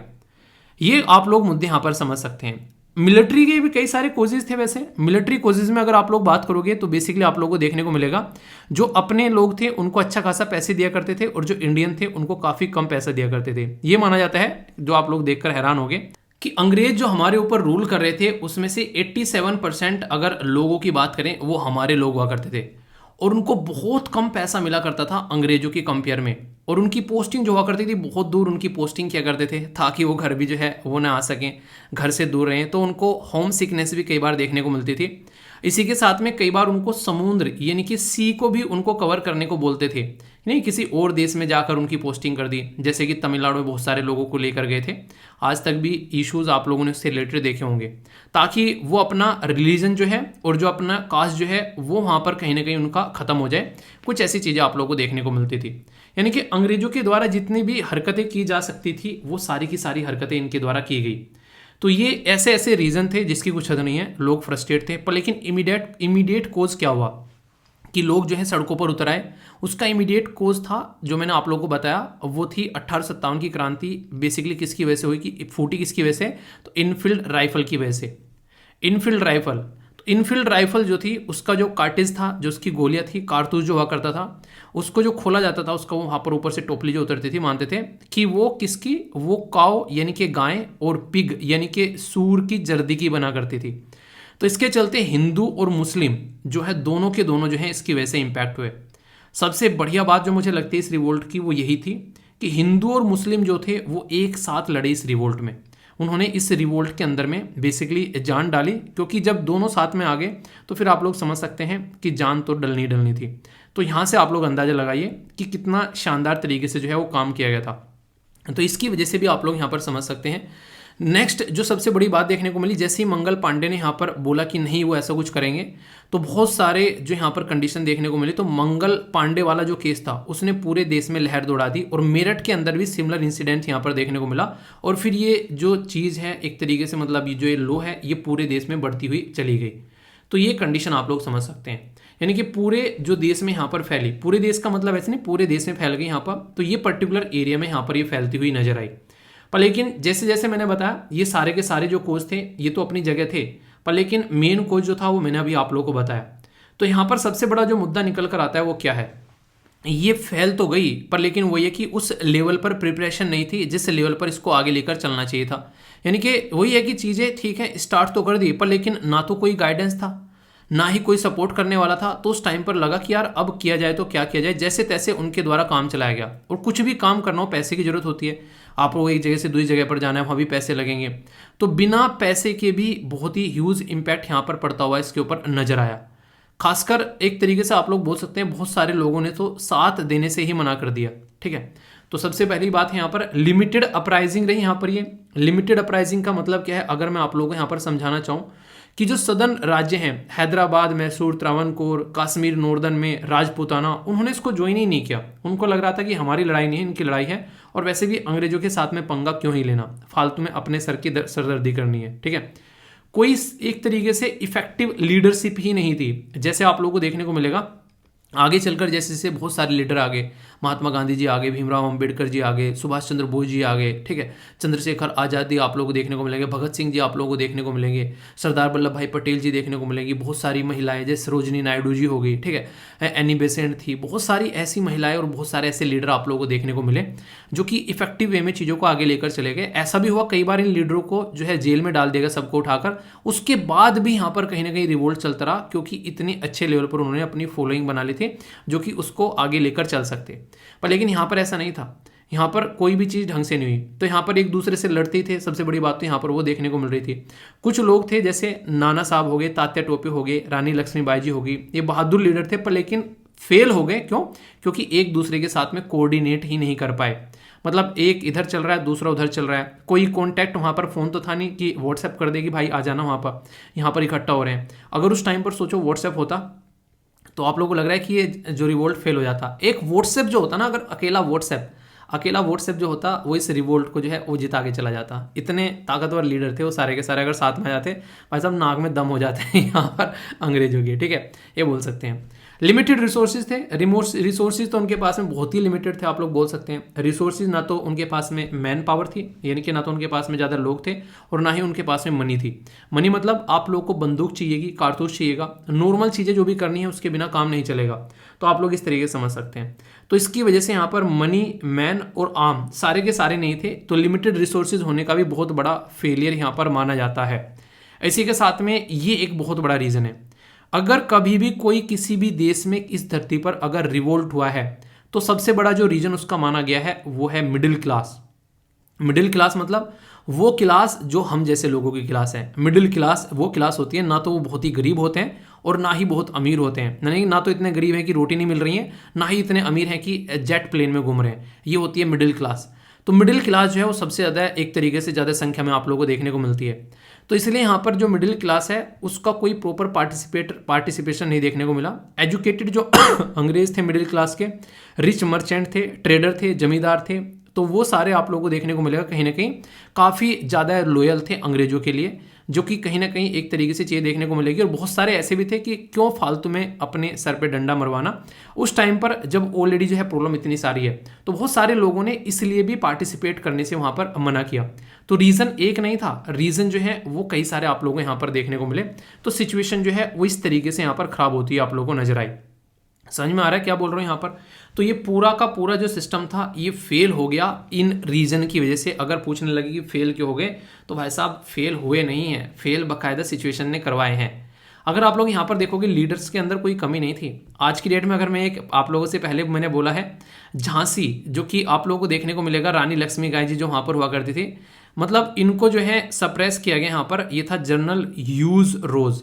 जनरल ह्यूज रोज ने एक पर्टिकुलर कहीं इंटरव्यू दिया, कहीं लिखा कुछ किताब में, इसके द्वारा ये बोला जाता है कि अकेली एक मर्द थी उस पूरी लड़ाई के अंदर में। मतलब एक तरीके से इस तरीके से लड़ी झांसी की रानी कि भाई वो कह रहा है कि अकेली एक मर्द थी उस पर्टिकुलर लड़ाई के अंदर में जहां पर इसने चीज़ों को सप्रेस किया। यानी कि इस लेवल पर भाई साहब टक्कर दी। सोचो आप लोग यहाँ पर, और वो भी अपने बच्चों को साथ में लेके। ग्वालियर में तात्या टोपे। तो ये कई बार आप लोगों से पूछ लिया जाता है कि रिवोल्ट कौन सा किसके द्वारा सप्रेस किया गया। तो प्लेस ऑफ रिवोल्ट कहाँ पर था? दिल्ली के अंदर में। लीडर कौन था? बहादुर शाह। एक पैर कब्र में, दूसरा केले के छिलके पर, इसको लीडर बना दिया। क्यों? क्योंकि दिल्ली में ही था और कोई था ही नहीं।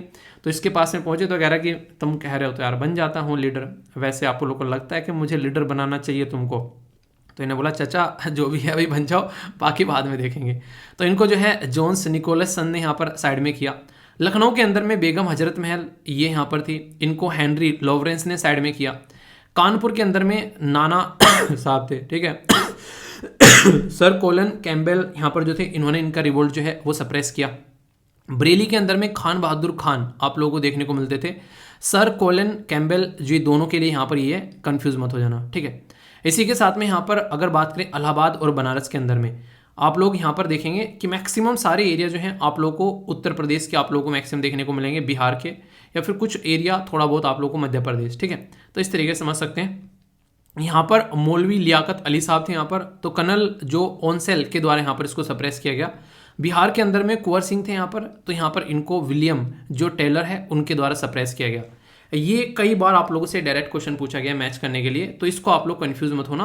अगर मैच करने के लिए आता है तो यहाँ पर इसको आप लोग जरूर याद रखिएगा, क्योंकि ये काफ़ी इंपॉर्टेंट क्वेश्चन ऑलरेडी बन चुका है पहले भी कई बार, तो इसलिए थोड़ा सा ध्यान रखिएगा इसको, ठीक है।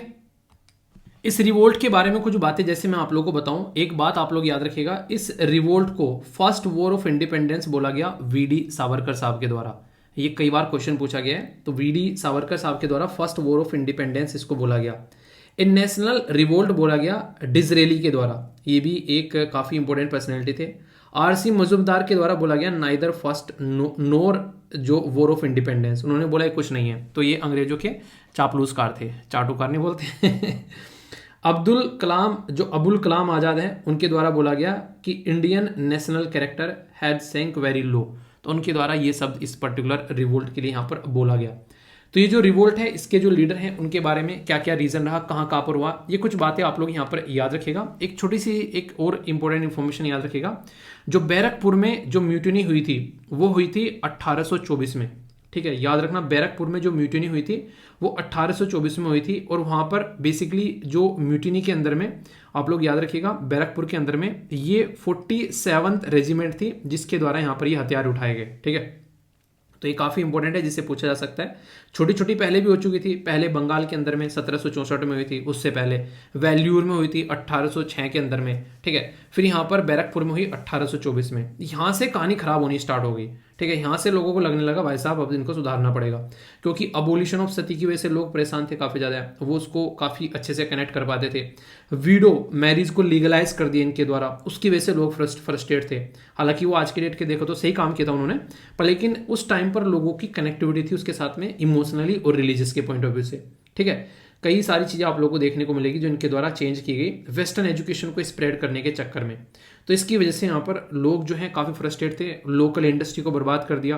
तो बहुत सारे ऐसे रीजन थे जिसकी वजह से यहाँ पर ये मुद्दा निकल कर आया। ठीक है, तो रिवोल्ट जो है ये पूरा आप लोगों को समझा दिया। तो चैप्टर अगर देखोगे आप फटाफट एक एक पॉइंट आप लोगों का क्लियर होगा जब आप लोग जाकर उसमें नजर डालोगे। ठीक है दोस्तों, टॉपिक कितना इंपॉर्टेंट है तो डायरेक्ट आप लोगों से यूपीएससी जो है यहाँ से क्वेश्चन पूछ चुकी है, इसके ऊपर डायरेक्ट आप लोगों के सामने है। बोला क्या जा रहा है, बोला ये जा रहा है इसके बारे में अगर डायरेक्ट आप लोग देखोगे कि क्वीन विक्टोरिया का जो प्रोक्लेमेशन था उस टाइम पर जो उनके द्वारा उद्घोषणा की गई, 1857 में क्रांति हुई और 1858 में उनके द्वारा उद्घोषणा की गई।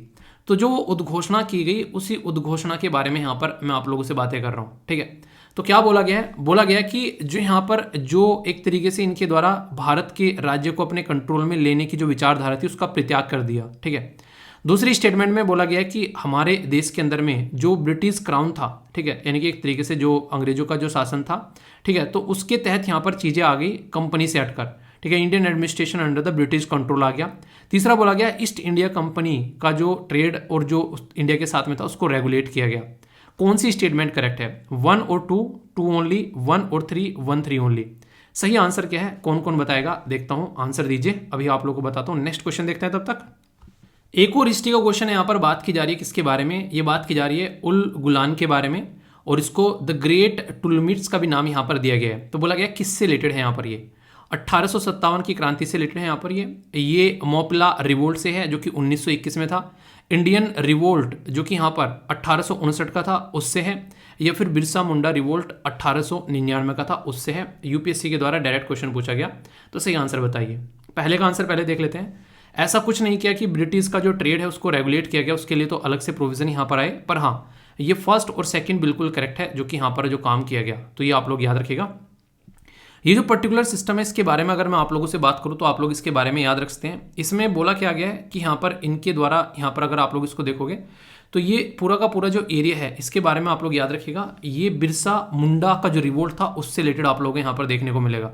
बिरसा मुंडा से रिलेटेड है यहाँ पर ये। तो बिरसा मुंडा जी का जो बेसिकली एक ट्राइबल कम्युनिटी आप लोग देख सकते हैं, उनके बारे में आप लोगों ने पढ़ा होगा। झारखंड जो प्रेजेंट टाइम पे एरिया है, तो वहाँ पर इनको धरती का अब्बा बोला जाता है। धरती अब्बा अगर कोई आप लोगों को बोले तो वो इन्हीं को बोला जाता था। ठीक है, तो यहाँ पर इनके द्वारा ये रिवोल्ट स्टार्ट किया गया ताकि जो अंग्रेजों के द्वारा जो इम्पोज किया गया जो सिस्टम है उसको खत्म किया जा सके। तो इनके द्वारा बिल्कुल हथियार उठाए गए यहाँ पर। ठीक है, तो ये याद रखिएगा अपने रूल को इम्प्लीमेंट करने के लिए। तो ये कुछ पॉइंट्स हैं। इंपॉर्टेंस क्या है इस टॉपिक की, ये टॉपिक दोस्तों इतना इंपॉर्टेंट है कि यूपीएससी ने मेंस के अंदर भी यहाँ पर आप लोगों से क्वेश्चन पूछा। देख सकते हैं आप लोग, बात की जा रही है explain how the uprising of 1857 constitute an important ये watershed in the evolution of the British policies toward the colonial India।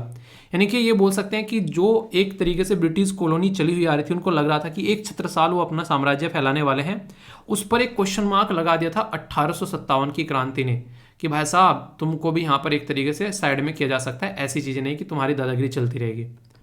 एक 2013 में क्वेश्चन पूछा गया, यहाँ पर पूछा गया आप लोगों को जो बेसिकली बताना है कि एक तरीके से जो बैरियर है एज, जेंडर और रिलीजन का, इंडियन वुमेन जो है इसके चलते भी यहाँ पर टॉर्च बियरर रही struggle movement, freedom struggle movement के टाइम पर।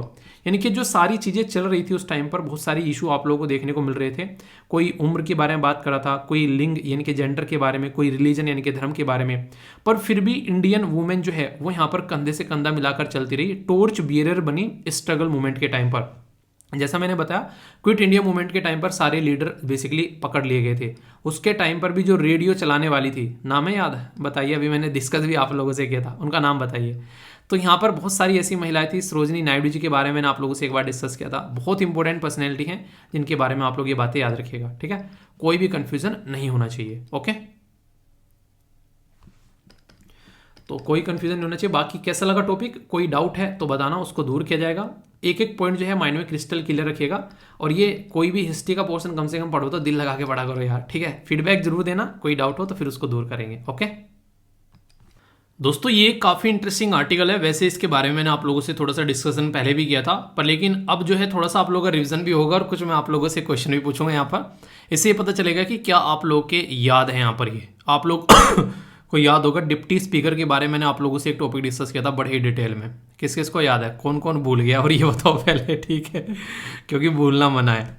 चलिए पहले पूछ लेता हूँ, फिर तो एक्सप्लेन तो करूँगा। मैं आप लोगों को ये बताना है कि अगर स्पीकर की पोस्ट खाली हो तो डिप्टी स्पीकर वहाँ पर आ सकता है, ठीक है। तो ये मैंने आप लोगों से डिस्कस किया था। तो यहाँ पर बोला जा रहा है कि जो स्पीकर और डिप्टी स्पीकर के बारे में जब हम लोग बात करते हैं तो उसी से रिलेटेड एक आर्टिकल मैंने डिस्कस किया था, खासकर लोकसभा के बारे में। और एक आर्टिकल मैंने डिस्कस किया था यहाँ पर स्पीकर और डिप्टी स्पीकर के बारे में जो स्टेट लेजिस्लेटिव असेंबली के अंदर में, ठीक है। तो यहाँ पर दोनों से रिलेटेड कौन कौन से आर्टिकल हैं ये आप लोगों को बताना है। एक आर्टिकल मैंने आप लोगों से डिस्कस किया था जिसमें सुप्रीम कोर्ट जो है वो इंटरफेयर नहीं करेगा प्रोसीडिंग में पार्लियामेंट वगैरह की। वो भी एक काफ़ी इंपॉर्टेंट आर्टिकल था। तो तीनों के तीनों आर्टिकल आप लोगों को बताने हैं, बाकी डिस्कस करूंगा, एक बार आप लोग बता दीजिए ताकि रिविजन हो जाए। पार्लियामेंट जो है उसको टेम्पल ऑफ द डेमोक्रेसी भी बोला जाता है, क्योंकि कहीं ना कहीं जो जनता के द्वारा चुने गए नुमाइंदे हैं वो यहाँ पर जाकर बैठते हैं और फिर जनता के लिए रूल और रेगुलेशन बनाते हैं। अभी अगर मैं आप लोगों से यहाँ पर बात करूँ तो हम लोग बात करेंगे डिप्टी स्पीकर के बारे में। नॉर्मली स्पीकर के बारे में आप लोगों ने सुना होगा कि हाँ स्पीकर है देश के अंदर में जब लोकसभा की बात करते हैं, और चेयरमैन है जब राज्यसभा की बात करते हैं। तो राज्यसभा में चेयरमैन होते हैं और लोकसभा में स्पीकर होते हैं। उनके जो एक तरीके से अगर उनकी पोस्ट खाली हो जाती है तो कोई ऑल्टरनेटिव होना चाहिए। तो यहाँ पर डिप्टी स्पीकर को यहाँ पर ऑल्टरनेटिव के तरीके से लेकर चला जाता है कि कहीं ना कहीं अगर दिक्कत हो कि डिप्टी स्पीकर होना चाहिए। पर लेकिन डिप्टी स्पीकर अपने आप में एक इंडिपेंडेंट पूरा ऑफिस है। ऐसा नहीं कि यहाँ पर डिप्टी स्पीकर जो है सबऑर्डिनेट है स्पीकर के, ये बिल्कुल नहीं है, ठीक है। दोनों की अपनी अपनी एक उन्हें कहते हैं एक पोजीशन है यहाँ पर। संविधान के अंदर में आर्टिकल 95 क्या बोलता है, ये बोलता है कि अगर स्पीकर की पोस्ट खाली हो तो डिप्टी स्पीकर वहाँ पर आ सकते हैं। यहाँ तक तो पढ़ लेते हैं, पर लेकिन अगर डिप्टी स्पीकर भी वहाँ पर न हो तो फिर क्या करेंगे, तो प्रेसिडेंट जो है वो यहाँ पर किसी पर्टिकुलर मेंबर को जो है वो अपॉइंट करेंगे इस पर्पज़ के लिए। तो ये काफ़ी इंटरेस्टिंग एक क्वेश्चन आप लोगों से बनता है। सेम बात अगर बात करें यहाँ पर 178 आर्टिकल जो है वो पोजीशन स्पीकर डिप्टी स्पीकर के बारे में, वो स्टेट असेंबली के बारे में बात करता है। और एक आर्टिकल मैंने डिस्कस किया था वो था आर्टिकल 122, यानी कि 122वां जो आर्टिकल है वो क्या बोलता है, वो ये बोलता है कि जो पार्लियामेंट की प्रोसीडिंग है वहाँ पर अगर कोई दिक्कत आ रही है तो सुप्रीम कोर्ट जो है वो उसके अंदर में इंटरफेयर नहीं करेगा, ठीक है। पर लेकिन यहाँ पर मुद्दा क्या बोला सुप्रीम कोर्ट ने फिर क्यों बात करी यहाँ पर, सुप्रीम कोर्ट ये कह रहा है कि ठीक है यार नहीं करेंगे इंटरफेयर, तुम लाइफ को एंजॉय कर रहे हो, पर लेकिन एटलीस्ट कम से कम पोस्ट तो भर दो, खाली पड़ी हुई है। मतलब 2019 से डिप्टी स्पीकर की पोस्ट ही नहीं है, ना सेंटर के पास में, ना राजस्थान के, ना उत्तराखंड के, ना मध्य प्रदेश के, ना उत्तर प्रदेश के, ना झारखंड के। तो फेल हो गए हैं डिप्टी स्पीकर की पोस्ट बनाने में। तो कॉन्स्टिट्यूशनल प्रोविजन को कम से कम फुलफिल तो करो कि हाँ ऐसा कुछ है, ऐसा नहीं कि आप लोग मनमानी चलाओगे।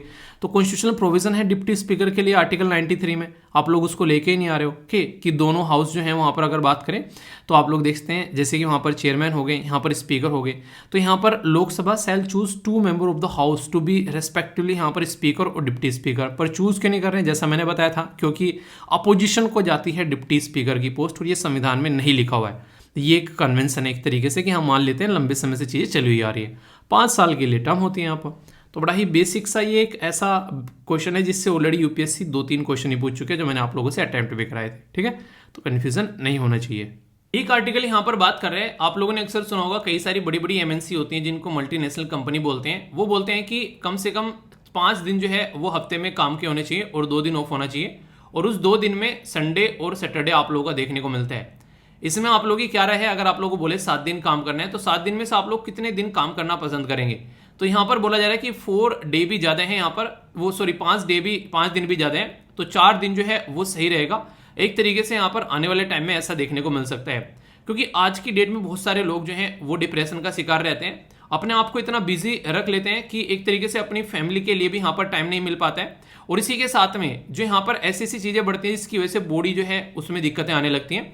यानी कि आप लोग ये समझ सकते हैं कि इंसान जो है वो अपने आप को बीमार कर लेता है, ना तो टाइम पर सोने का चक्कर रहता है और ना ही टाइम पर उठने का चक्कर रहता है, ना ही कोई एक्सरसाइज कर पाता है, पूरे दिन जो है वो काम में लगा रहता है। और ये आप लोग ध्यान रखिए, ये सारी चीज़ें यहीं पर ही धरी रह जानी है। आप लोग ये जो जिंदगी जीने आए हैं, पता चला किस दिन हार्ट अटैक आ गया, जरा सी देर में मिनटों में इंसान निकल जाएगा। और ये सारा जो माहिस्मती का साम्राज्य है यहाँ पर ये क्रिएट किया गया है, ये सारा का सारा साम्राज्य जो है वो यहीं पर ही रखा रह जाना है। तो इसलिए एक बैलेंस बनाने की कोशिश करो, क्योंकि यहाँ पर आप लोग अपनी जिंदगी को इंजॉय करने आए हो। और इंजॉयमेंट का मतलब ये है कि आप लोगों को पता होना चाहिए कि क्या आप लोगों को करना है और क्या नहीं करना है। बिना फालतू में बहुत सारी चीज़ों में हम लोग ऐसे लगे रहते हैं, ऐसा लगता है कि जैसे हम लोग यहीं पर ही रहने वाले हैं और हम लोग एक तरीके से कभी यहाँ से जाने वाले नहीं है। ये रीज़न बन जाता है कि हम लोग अपनी लाइफ को एंजॉय नहीं कर पाते हैं। अक्सर आप लोगों ने देखा होगा, जैसे हमारे जो पेरेंट्स हैं वो लाइफ को ज़्यादा एंजॉय नहीं करते हैं, ठीक है। मतलब ऐसा लगता है कि बस बच्चों को पालना पोसना यही उनकी ज़िंदगी बन गई है, अपनी खुद की लाइफ जो है वो तांव पर लगा देते हैं। तो ये काफ़ी बड़ी चीज़ देखने को मिलती है, खासकर इंडियन सोसाइटी में। तो आप लोगों को अगर वेस्टर्न वर्ल्ड में आप लोग जाओगे, एक तरीके से खुशनसीब हो आप लोग इंडियन सोसाइटी में पैदा हुए हो। यहाँ पर माँ बाप जो है एक तरीके से आप लोग बोल सकते हैं कि बच्चे को 40-40, 45-45 साल तक भी माँ बाप बैठकर खिला रहे हैं इंडियन सोसाइटी के अंदर में। ऐसी चीज़ें आप लोगों को वेस्टर्न वर्ल्ड में देखने को नहीं मिलेगी। वहाँ पर बच्चा ऐसे ही हुआ 15, 16, 17 का, तुरंत उसको बोल देते हैं कि अपने आप कमाओ और अपने आप खाओ। लेकिन आप लोग देखो, आप लोग के पेरेंट्स जो हैं किस हद तक आप लोगों को एक तरीके से प्रोटेक्ट करते हैं आखिरी दम तक, कि कुछ भी ना हो जाए, बस एक तरीके से बच्चे को एक प्रोटेक्शन जोन में हमेशा आप लोग रखते हुए यहाँ पर नजर आएंगे। तो एक ऐसी चीज़ है यार जिसके ऊपर आप लोग समझ सकते हैं। तो इंसान को एक तरीके से सोचना चाहिए इन चीज़ों के बारे में। तो अभी यहाँ पर अगर आप लोग 4 घंटे अगर काम करते हैं एक सप्ताह के अंदर में, तो उससे आप लोग समझ सकते हैं, सॉरी एक दिन के अंदर में, ठीक है। तो इस तरीके से समझिए कि सप्ताह के अंदर कितने घंटे काम होगा। तो इस तरीके से एक बैलेंस बनाने की कोशिश यहाँ पर की जा रही है, ताकि कल को चलकर बहुत सारी चीज़ों को सुधारा जा सके। खासकर जो आज की डेट में जो एक तरीके से जिस तरीके से सोसाइटी में हम लोग रह रहे हैं, तो वर्कोहोलिक वर्ड यूज़ किया जाता है यहाँ पर, ठीक है। हर एक इंसान अपने आप को दिखाने की कोशिश करता है कि मैं वर्कोहोलिक हूँ, और यही वर्कोहोलिक का जो रवैया है, इसकी वजह से मान लीजिए वो वर्कोहोलिक पर्सन किसी कंपनी का चेयरपर्सन बन गया, उसी के नीचे जो भी लोग बैठे होंगे वो यहाँ पर हो सकता है कि वो एक नॉर्मल माइंड सेट के, हो सकता है कि मैक्सिमम काम करने वाले नॉर्मल माइंड सेट के जो लोग होंगे उनके ऊपर प्रेशर बनाने की कोशिश करेगा, अपने जैसा उनको बनाने की कोशिश करेगा। तो इसकी वजह से और दिक्कतें यहाँ पर आनी स्टार्ट हो जाती है। तो इसीलिए आप लोग देखिए यार, सारी चीज़ों में बैलेंस बनाना जरूरी है। और मैं आप लोग कई बार बता भी चुका हूँ, जब भी न्यू ईयर आता है, मैक्सिमम जो सेलिब्रिटी हैं वो ये बोलती हुई पाई जाती हैं कि वो चाहती हैं कि एक बैलेंस बनाकर रखा जाए, अपनी फैमिली के साथ में किस तरीके से उनको रहना है और अपने काम को कैसे उनको लेकर चलना है। तो ये काफ़ी बड़ा एक जद्दोजहद है आज के डेट में हर एक इंसान की ज़िंदगी में। तो इसके बारे में आप लोग सोचिए, आप लोग क्या चाहते हैं, किस तरीके की चीज़ों को लेकर चला जाए, यानी कि एक वर्कोहोलिक इन्वायरमेंट या फिर अपनी ज़िंदगी को भी इंजॉय करना चाहते हैं, ठीक है। तो इसके बारे में आप लोग देखिएगा। नेक्स्ट जो यहाँ पर न्यूज़ है आप लोगों के सामने, ये है एक इंपॉर्टेंट पर्सनैलिटी के बारे में। और वुमेन यहाँ पर अभी जब किसी ऐसी बॉडी की पार्ट बन जाए जो खासकर अब तक कोई थी नहीं, तो क्वेश्चन बनता है। जैसे आप लोगों को याद होगा WTO की चेयरमैन कौन बनी थी, फर्स्ट फीमेल, वो काफ़ी ज़्यादा न्यूज़ में यहाँ पर आया था। अभी यहाँ पर फर्स्ट फीमेल हेड बनी है UN की जो वेदर एजेंसी की, WMO की, इसकी वजह से यहाँ पर ये न्यूज़ में आ गया, ठीक है। तो वाइस प्रेसिडेंट जो है एक तरीके से हेड किया जा रहा है अर्जेंटीना की जो वेदर सर्विस है 2014 से सालों के द्वारा।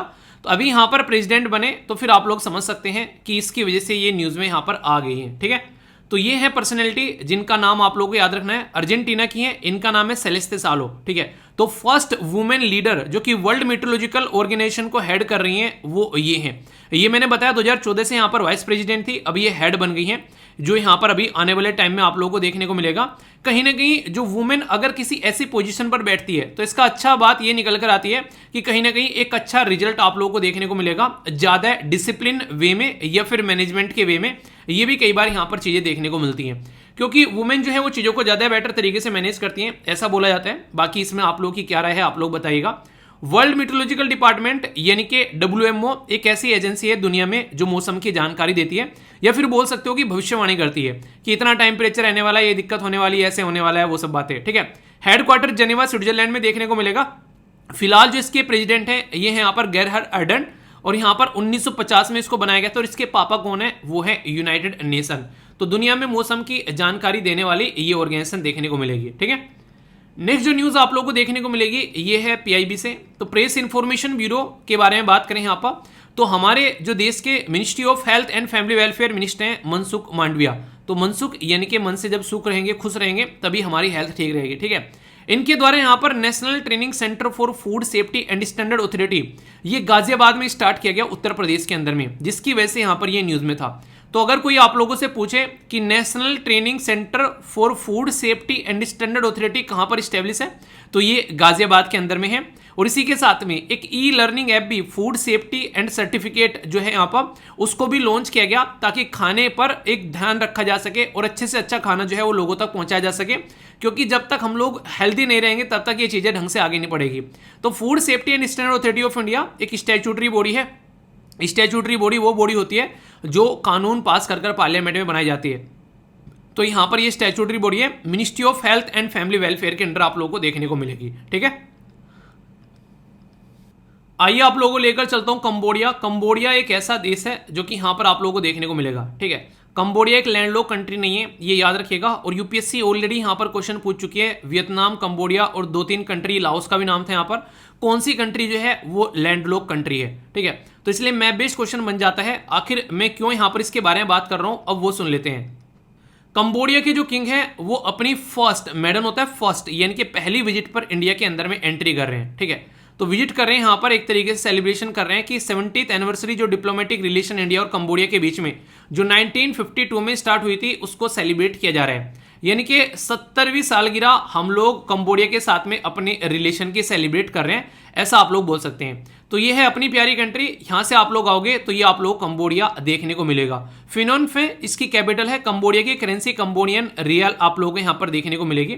तो कंबोडिया जो है आप लोग उसके बारे में यहां पर याद रख सकते हैं। देखिए होता क्या है, कई बार जैसे मैंने अभी बताया, जैसे क्वेश्चन आप लोगों से पूछे गए वो कैसे क्वेश्चन थे, वो डायरेक्ट वो वाले क्वेश्चन थे जो कि आप लोगों को देखने को मिलेंगे कहीं ना कहीं किसी न किसी रीजन की वजह से न्यूज में थे। तो इसलिए मैं कहता हूं कि अगर कोई भी क्वेश्चन पूछा जाता है आप लोगों से तो वो बैकग्राउंड इन्फॉर्मेशन के ऊपर पूछा जाता है। और ये ऐसे नहीं बोल रहा, मैं हवा में बोल रहा हूं, आप लोगों को मैंने बताया भी है पहले भी किस तरीके की चीजें हैं। ठीक है, तो आप लोग इसको समझ सकते हैं यहाँ पर। ठीक है, तो राजा का नाम जरूर याद रखिएगा। यहाँ पर इनका नाम है नोरोडोम सिहामोनी। ठीक है, तो यहां पर सिहामोनी के नाम से आप लोग याद रख सकते हैं। अगर मोनी बाबा इस तरीके से कुछ भी करके आप लोग, ठीक है, नोरोडोम मतलब जो भी आप लोगों को याद लगे तो इस तरीके से याद रखिए। मुझे क्यों याद रह गया ये, क्योंकि एक पर्टिकुलर जैसे मेरा गांव है, गांव से थोड़ी सी डिस्टेंस पे यहाँ पर एक मतलब गांव के मेरे खेत बोलिए आप लोग, यहाँ पर गांव से जहाँ तक खेत है यहाँ पर हमारे, तो जो खेत है हमारे यहाँ पर उसके पास में एक मंदिर है। ठीक है, तो उस मंदिर में एक बाबा जी रहा करते थे, वो मोनी बाबा बोलते था उनका नाम। क्यों? क्योंकि वो मौन रहा करते थे। काफी लंबे समय तक उन्होंने बेसिकली बोले नहीं, बहुत लंबे समय तक वो एक तरीके से ना उन्होंने अपना तप किया, आवाज एक तरीके से ना अपनी बंद रखी। ये एक तरीके से साइलेंस बोल सकते हो आप लोग। जिंदगी में अगर आप लोगों की साइलेंस आ गया ना, आप लोगों ने चीजों को शांत रहकर देखना स्टार्ट कर दिया, तो जिंदगी में आप लोग बहुत आगे जाओगे। तो साइलेंस भी एक बहुत ही ताकतवर चीज है, ये आप लोग याद रखिएगा हमेशा। तो यहाँ पर कुछ ऐसी बातें हैं, मोनी बाबा जो हैं आप लोग इनके बारे में याद रख सकते हैं। इस तरीके से मैंने इनको याद रख लिया। ठीक है, तो किंग ऑफ कंबोडिया है यहाँ पर, आप लोग समझ सकते हैं इनके बारे में। तो बेसिक इन्फॉर्मेशन है। अगर बात करें इंडिया ने अनाउंस किया यहाँ पर USD 1.5 मिलियन, जो एक तरीके से अभी मिलियन फॉर द एक्वाइजिशन ऑफ जो माइंस इक्विपमेंट होते हैं कंबोडिया के अंदर में। तो इनके रिलेशन अच्छे हैं यहाँ पर, अभी देश के अंदर में आ रहे हैं। तो इसकी जो आई भी, तो इसकी वजह से भी यहाँ पर ये काफी ज्यादा न्यूज में आ गई चीजें। ठीक है, अब बात करते हैं कुछ ऐसी चीजें जो कि नेशनल लेवल पर है। इससे प्रेसिडेंट मुर्मू जी जो हैं वो विजिट कर रही हैं अभी यहाँ पर सुरीनाम और सर्बिया। तो आप लोग यहाँ पर याद रखिएगा, आप लोग यहाँ पर देख सकते हैं। तो क्वेश्चन बने तो कंफ्यूज ना होना, 4 से लेके 9 तक का यहाँ पर ये विजिट देखने को मिलेगी। और इसी सर्बिया के बारे में मैंने अभी आप लोगों को पढ़ाया भी है। ठीक है तो देखा ना, हम अपने अच्छे रिलेशन सर्बिया के साथ में दिखा रहे हैं यहाँ पर हैं, तो इसलिए मैंने आप लोगों को बोला था। ठीक है, इसी के साथ में UN peace keeping force mission के अंदर में वुमेन पर्सनल जो है इंडिया जो है वो ट्रेन करेगा उनको, खासकर साउथ ईस्ट एशिया के अंदर में इस साल के अंत में। तो ये अच्छी बात है। इंडिया जो अपना मिशन चंद्रयान 3 जो है वो लॉन्च करने जा रहा है जुलाई में। तो जब भी यहाँ पर इसको लॉन्च किया जाएगा, इसके बारे में डिटेल में फिर से रिवीजन कर लेंगे। पहले भी कई बार हम लोग डिस्कस कर चुके हैं, तो इसको चिंता मत करना। ये फिर से वही न्यूज़ आ गई रोजर पे वाली, तो ये तो आप लोग याद रखिएगा। टर्बो UPI अगर आप लोगों से पूछा जाए तो इसको आप लोग याद रख सकते हैं, कंफ्यूजन नहीं होना चाहिए।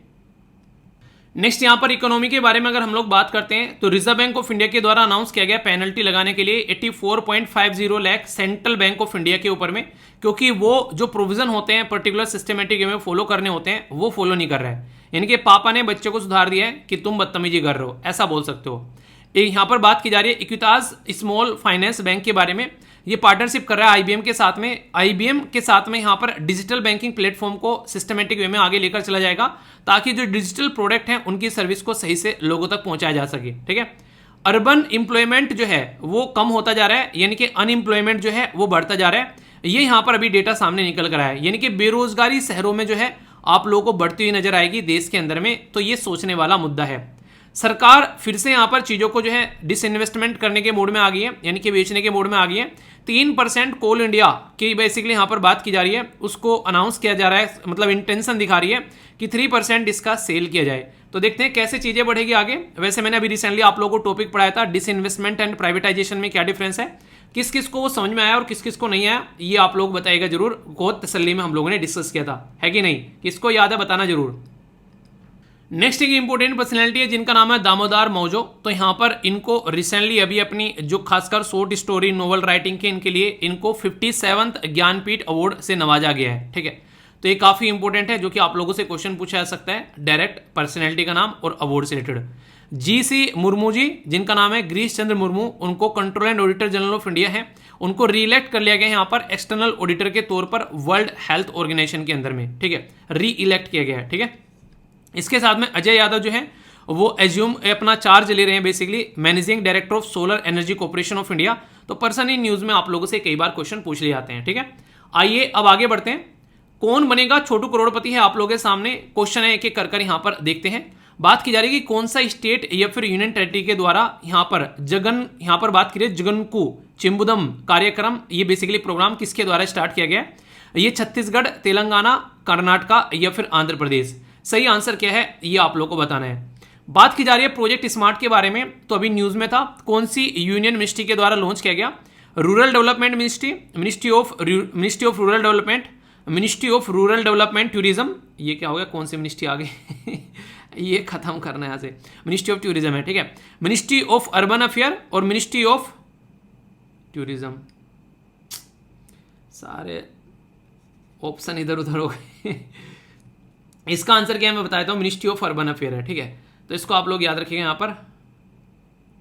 अरे यार क्वेश्चन सही तो है, ये यहाँ पे बात की जा रही है कि कौन सी मिनिस्ट्री जो है एसोसिएशन में काम कर रही है यहाँ पर। ठीक है, मतलब associated with the which ministry, यानी कि ministry of rural development railway के साथ में, ministry of rural development tourism के साथ में, ministry of urban affair railway के साथ में। मुझे ही कंफ्यूजन हो गया क्वेश्चन को समझने में। ठीक है, तो ये बताइए इसका आंसर क्या होगा सही। ठीक है, सही है बिल्कुल क्वेश्चन, यार मैं फालतू में शक कर रहा था मेरा क्वेश्चन गलत हो गया।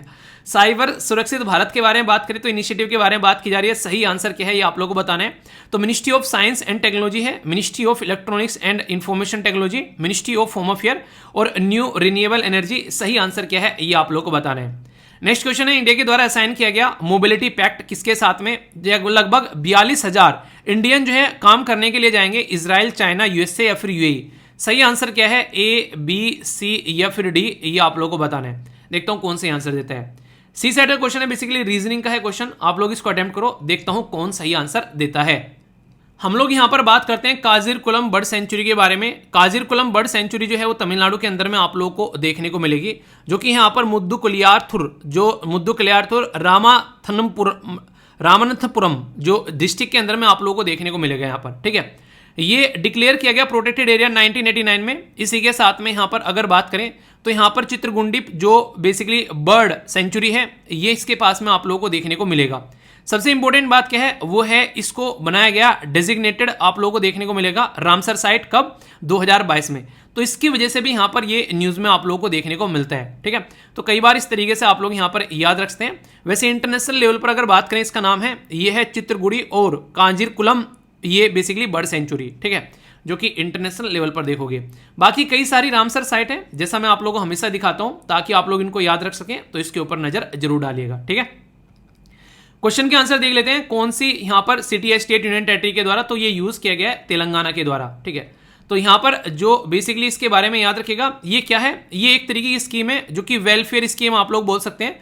और यहाँ पर YS जगनमोहन रेड्डी साहब जो है उनके द्वारा यहाँ पर ये चीजें आप लोगों को देखने को मिलेगी। ठीक है, यानी कि एक तरीके से इसको ये सपोर्ट प्रोवाइड कराया जा रहा है, और टोल फ्री नंबर, ताकि लोगों को क्वालिटी ऑफ सर्विस प्रोवाइड कराई जा सके। ठीक है, ये है मिनिस्ट्री ऑफ अर्बन अफेयर और रेलवे के द्वारा मिलकर यहाँ पर स्टार्ट किया जा रहा है। ठीक है, तो ये खासकर अगर बात करें, काफी लार्ज स्केल पर रेलवे डेवलपमेंट के ऊपर फोकस यहाँ पर आप लोगों को देखने को मिलेगा।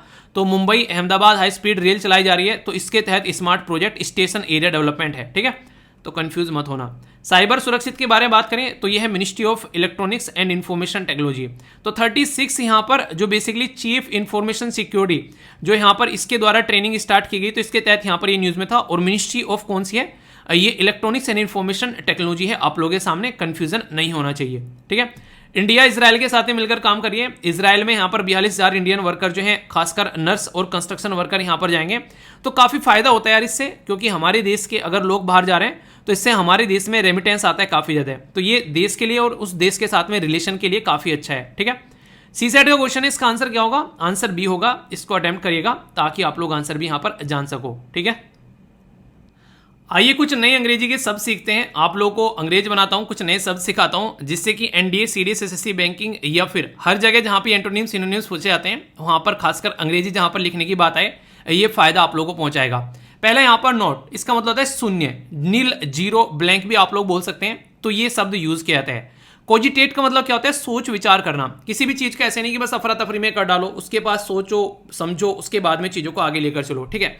नेक्स्ट यहाँ पर यह है डेप्रिडेशन। डेप्रिडेशन क्या होता है, लूटपाट करना, ठीक है, प्लंडर मचा देना भाई साहब। जैसे नहीं गजनी वजनी ये सब आया करते थे हमारे देश में लूटपाट मचाने, ठीक है। योक्ड होता है जोड़ना, चीजों को कनेक्ट करके रखना। और इनडिसिफरेबल ये होता है, इनडिसिफरेबल एक तरीके से अस्पष्ट करना, माने कि देखिए जो पुरानी इंस्क्रिप्शन है उनको डिसिफर कर दिया, उनको डिस्क्राइब कर दिया, इस तरीके से आप लोग समझ सकते हैं, जिसको पढ़ा ना जा सके आप लोग ऐसा बोल सकते हैं, ठीक है। और फिर इसका क्या है, अपोजिट में क्या होगा, जिसको पढ़ा जा सके, जिसका सोल्यूशन निकाला जा सके। तो कहने का मतलब ये कि आप लोग ये शब्द जब समझोगे तो इनका अपोजिट शब्द जरूर देखा करो ताकि आप लोग उनको समझ सको। अगर अपोजिट शब्द नहीं देखोगे तो फिर आप लोगों के माइंड में वो चीजें क्लियर नहीं रहेगी, ठीक है। तो इसलिए कहता हूं कि अपोजिट शब्द को साथ साथ में देखकर आप लोगों को आगे बढ़ना है, तभी आप लोग यहां पर चीजों को समझ पाओगे, ठीक है। कैसा लगा आज का डिस्कशन? बाकी फिर से वंस अगेन यार हिमांशु को कांग्रेचुलेशंस, एसएलवी फैमिली मेंबर, इतने लंबे समय से जुड़े रहो और आज की डेट में फर्स्ट रैंक लेकर आना, ये अपने आप में यार गर्व की बात है। आप लोग खुद समझ सकते हैं, इंसान चाहता है कि यूपीएससी की लिस्ट में नाम आ जाए और यहाँ पर टॉप कर देना, तो ये एक तरह सैल्यूट करने वाली बात है। तो सब बच्चे को कांग्रेचुलेशन जरूर लिखिएगा, सारे एसएलवी फैमिली मेंबर। और जो भी आप लोगों के माइंड में क्वेश्चन है, जो भी आप लोगों को लगता है कि क्वेश्चन यहाँ पर बेसिकली आप लोगों के मन में आ रहा है, उसको जरूर लिखना। फिर जब बात करेंगे इनसे तो वो क्वेश्चन हम लोग डिस्कस करेंगे, ठीक है। जो भी आप लोगों के क्वेश्चन है यहाँ पर भी आप लोग लिख सकते हैं और जीमेल पर भी भेज सकते हैं या फिर इंस्टाग्राम पर, जहां भी आप लोगों को सुटेबल लगे क्वेश्चन जरूर लिखिएगा, ठीक है। तो बात करेंगे अच्छे से, सारी चीजें एक एक डिस्कस करेंगे। जो भी प्रिपरेशन कर रहे हैं तो बताना जरूर, ठीक है। बाकी एप्लीकेशन में पहुंच जाना 5 बजे टाइम से अपना क्विज अटेम्प्ट करने, और इसी के साथ में पीडीएफ आप लोग टेलीग्राम से भी डाउनलोड कर सकते हो और एप्लीकेशन से भी, जहां से भी सुटेबल लगे आप लोग इसको देख लेना। तो नेक्स्ट लेक्चर में मिलता हूं, तब तक अपना ध्यान रखिए। बड़ों को नमस्ते, छोटों को प्यार, छोटी सी लाइफ एंजॉय करार। मिलता हूं नेक्स्ट वीडियो में, तब तक के लिए जय हिंद।